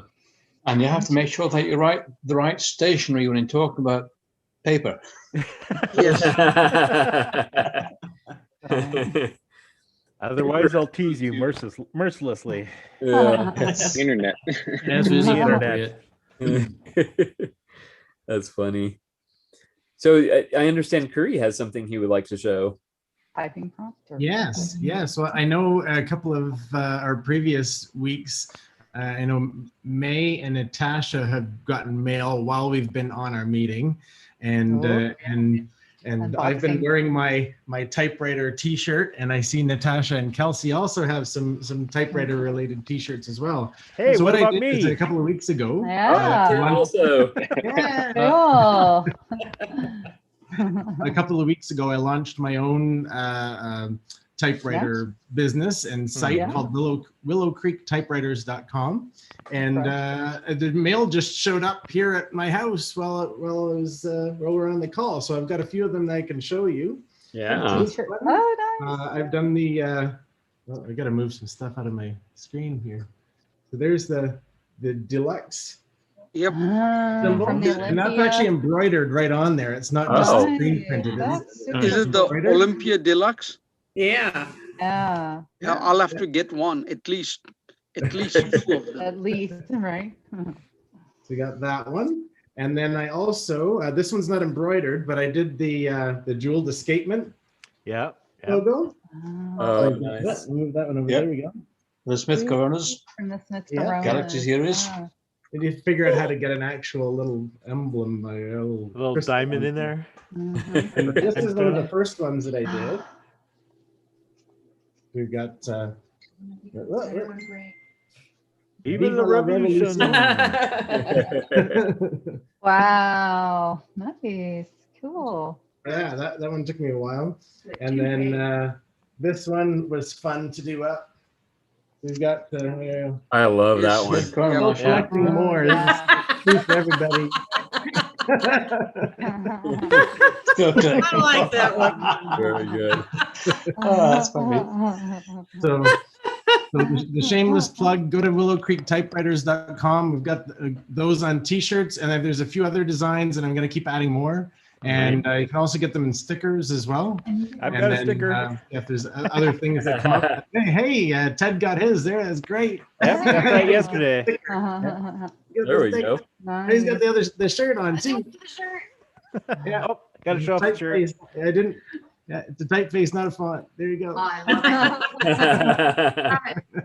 Very cool. Great. So, Curry, you say that your company is Willow Creek Typewriters? Willow Creek, yes. Okay, we have a Willow Creek running through our MD here. Oh, okay. Yes.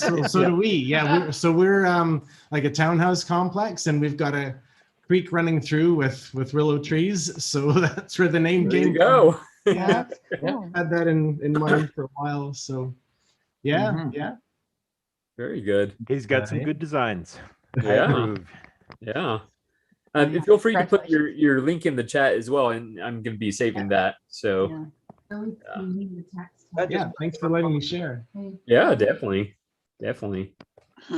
Yeah, I have an idea for a shirt, but I need to get it to Lee Whitaker so she can make one for me. Oh, okay. We'll be excited to see the reveal. There we go. Curry put his link in the chat there, and I'll go ahead and save that again. I sent it direct to you, so I gotta send it to everybody. Like, wait a minute, and nobody's seeing it. Yeah. Try again. There we go. There we go. Good. Very cool. Yeah, I'm excited for that, and I look forward to hearing more about your progress with it. So very cool. Yeah. We're just about at 3.5 hours. Does anybody else have any last minute questions or anything to show? I think we got through all the typing prompts. Yeah. One question. Yes. When it comes to typewriter ribbons, I've been buying the typewriter ribbons, which are just cotton ribbons. Do you think there are other ribbons that are in our silk ribbon? Are those any better or different than the basic cotton ribbon? They're different. Different. Cotton ribbon is more densely inked.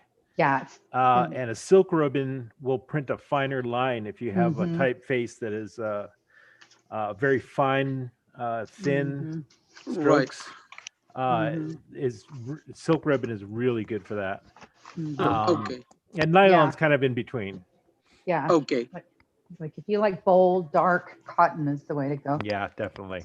Joe Van Cleve did a video on that, comparing the silk and the nylon and the cotton. Of course he did. Oh, I'll have to go look at that. Sorry, I do have on Joe. I do have a small show and tell because I mean most of us are on Facebook, right? In the Facebook groups, but there are a Not few me. of us who aren't. And so I would like to do a little show and tell for those of you who aren't All right. in the Yeah, Facebook definitely. group. Thank you, May. Yeah, you're welcome. So Oh, generous. and while I'm at it, I found my difference between nylon and cotton. It's kind of hard to see, but the nylon is lighter and finer. Yes. And the Right, cotton right. in the middle is darker and bolder. So there is a slight difference in the. Well, thanks for You're welcome. showing that. So I Definitely went to difference. Hobby Lobby and I was looking at other stuff and I found this stuff called graphite paper and I thought, I wonder if that would work as typewriter correction tabs. And I tried it and It does not. It works terribly as typewriter correction tabs, but I took the paper. It's basically like carbon paper. It's for transposing light marks onto like artwork that you're going to carve or paint or whatever. So I used it as regular like carbon copy paper. I don't know if you can see my macros. Cool. Oh, But okay. it makes a white on, this is just regular construction paper like you get for kids. And this white graphite paper makes a really interesting, that is very really copy. So that was my little experimental discovery. Yeah. White Does it smear? carbon, white graphite paper. No, well, let's see. Let's try it. No, it Nope. doesn't seem to smear. Yeah. Nice. I'm rubbing it pretty firmly with my thumb, and it feels like it's waxy, like it's wax. So it's probably just like regular carbon copy paper, but with a white. I'm thinking it's titanium dioxide instead of graphite, because there's no such thing as white graphite, even though they call it. All graphite is carbon, it's black. So, but it is, white. It's called white graphite paper. I got it at Hobby Lobby. You can probably find it at other stores. So if you're interested in doing something a little different, creative with white on black, that's kind of neat. You need to make a blog post about that. Yeah. I know. I'm so behind. I'm so good at typing, but I'm bad at posting. I know, Ted. You're blog shaming me again. I'm bad about it too, May. So you're the only one. But I am typing. I'm typing. Yeah, that's the important part. Yeah. I do a lot on the Facebook groups. Like I'll type up little things here and there on the Facebook groups. I know, but you have to support the typosphere. I know, the typosphere. You're right. But it's only been like 6 or 7 months since I started. So I'm still on this like typewriter discovery high, right? You need to practice. Then I'll settle down and start writing for real here shortly. We haven't demanded enough of your time. Yeah. Well, I enjoy doing it. So that kind of puts a new spin on the old song. The ink is black, the paper's white. Together we learn to read and write. I got some white carbon paper coming in today, as a matter of fact, for this. Oh. And that's weird that you brought that up, because I was like, I need something to try that too. People to put on this. And so I got some white and black coming in today. The other thing I thought about is, if you get the white correction, the black and white correction ribbon, you could just type on the correction part on your black paper. Yeah. That doesn't work very well. No, it doesn't. It crumbles. Yeah, it probably makes a mess in your typewriter too, right? Yeah, looks like dandruff in your typewriter. Yeah, Those we've ribbons, cleaned out tons of that. Those ribbons are quite old at this point. And Ted, yes. I want to thank you for this your history of the typewriter book. Yeah, you're welcome. Mayor's 1909. That's one of the good ones. Really cool. That's really good. Yeah, I learned some stuff. I learned some stuff about Smith Premier. It's like, I never heard about that. Sinking on a ship called the Maine. They pulled one out, and it was in the Boer War. And I'm like, dang. You wish you could find that one, huh? Right. What? That machine. Yeah, no kidding. Yeah. Put that in your collection. Well, they said that one was on display, I guess, at their headquarters. So who knows where it wound up. Neat. I have that same book too, I think. Yeah, I got my copy of that too. Right? Only one history book, right? Yeah, I've got Ted's history book as well. Yeah, the goal is to eventually collect all of them. The typewriter books. But it could take a very, very long time. I keep making more of them though, so I know. The JP7 coming out pretty soon. Oh, that's the one. Yeah, that's one. Royal Light's coming in, so that'll be on the docket pretty soon. I'm very excited about that. Yeah. And, that will definitely be the next one I get. All right. Well, I'll keep baking them. Yeah. Excellent. I had a question. Is there going to be a stream next Sunday, since it's Mother's Day? Oh yeah. Ooh. Will there be a meeting next Sunday? That's what he's trying to decide. Yeah. Well, I do have a luncheon with my mom and sister and family at noon. So You know, I consider could- Mother's Day kind of a fairly big major holiday. Yeah. I mean, mothers, yeah, they're kind of important, right? Yeah. I'll be spending Father's Day time not, with my but, mom. you know. So Yeah, I mean, you all have moms. I'll join, but I'll have to leave, you know, but that's okay. You know, whatever you want to do is fine. Right? Maybe, I don't know. Maybe I'll just go ahead and do it because I don't have plans. Well, yeah. So maybe I'll go ahead and do it. And, you know, if people join, fine. And if not, you know, that's fine too. Yeah, I'll pop in early this time. Yeah, me And too. leave early instead of the other way around. Because I already have it on the schedule, and I don't want to go back and Right. take it I off. mean, some of us have already worked hard on that typing prompt. And I know. Yeah. Right. Yeah. So now who's shaming who?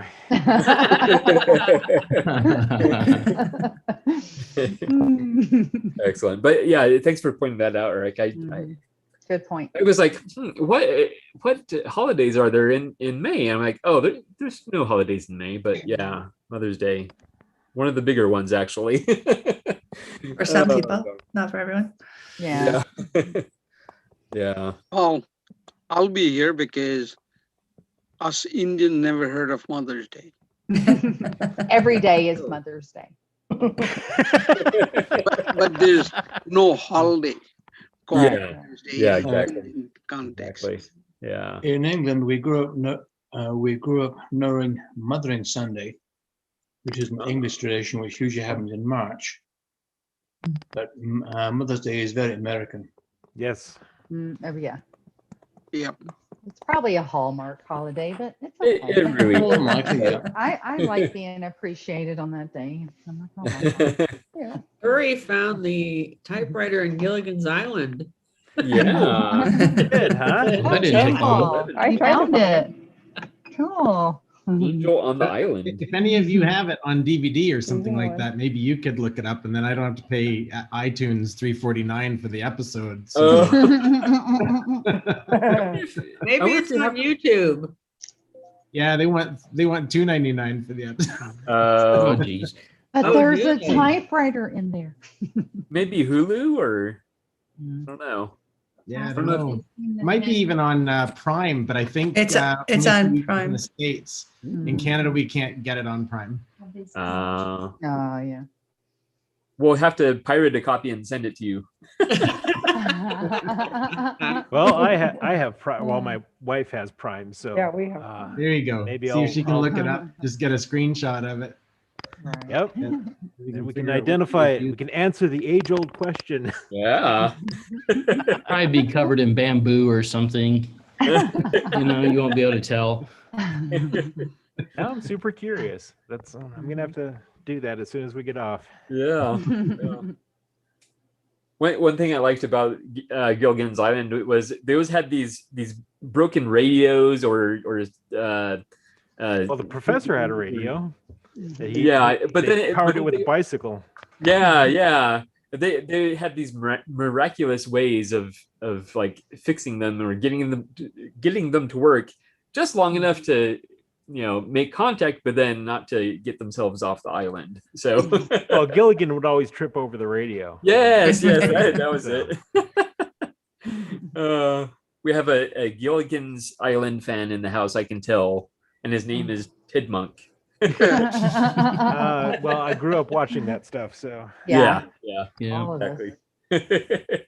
Fun fact, a friend of mine is one of the kids running down the pier in the opening credits of Gilligan's Island. Oh, wow. Interesting. I know. He just happened to be there with his brother and his dad or something. Oh. You can barely see him. Just Yeah, happens. It's like, oh, there's Jim. That's funny. it's like 6 degrees from Kevin Bacon. All these Right. contacts we have. All right. Well, I think that's about it. Yeah. So we will have our meeting next Sunday. Yeah. If you can't make it, I won't cry too hard. Just a little bit. But yeah. There'll be enough of us. And you know, in all these meetings, no one has to stay for the whole thing because they're 3.5 hours long. And You do. I'm a little amazed that You have to stay for the whole thing. that so many people do. It's really amazing. So I sleep in on Sundays, so yeah. no apologies. Yeah, but anyway, Still got I really appreciate you guys being here, and I do hope to see you at least for a little while next Sunday. But if not, you know, we'll catch you the following week. So, all right. Well, thank you so much, everybody. Thank you. Thanks, Gregory. Thank you. Bye. Take care, God bless all. Thank you, Bye, Gregory. Bye. Thank you, everyone. You're amazing. Bye.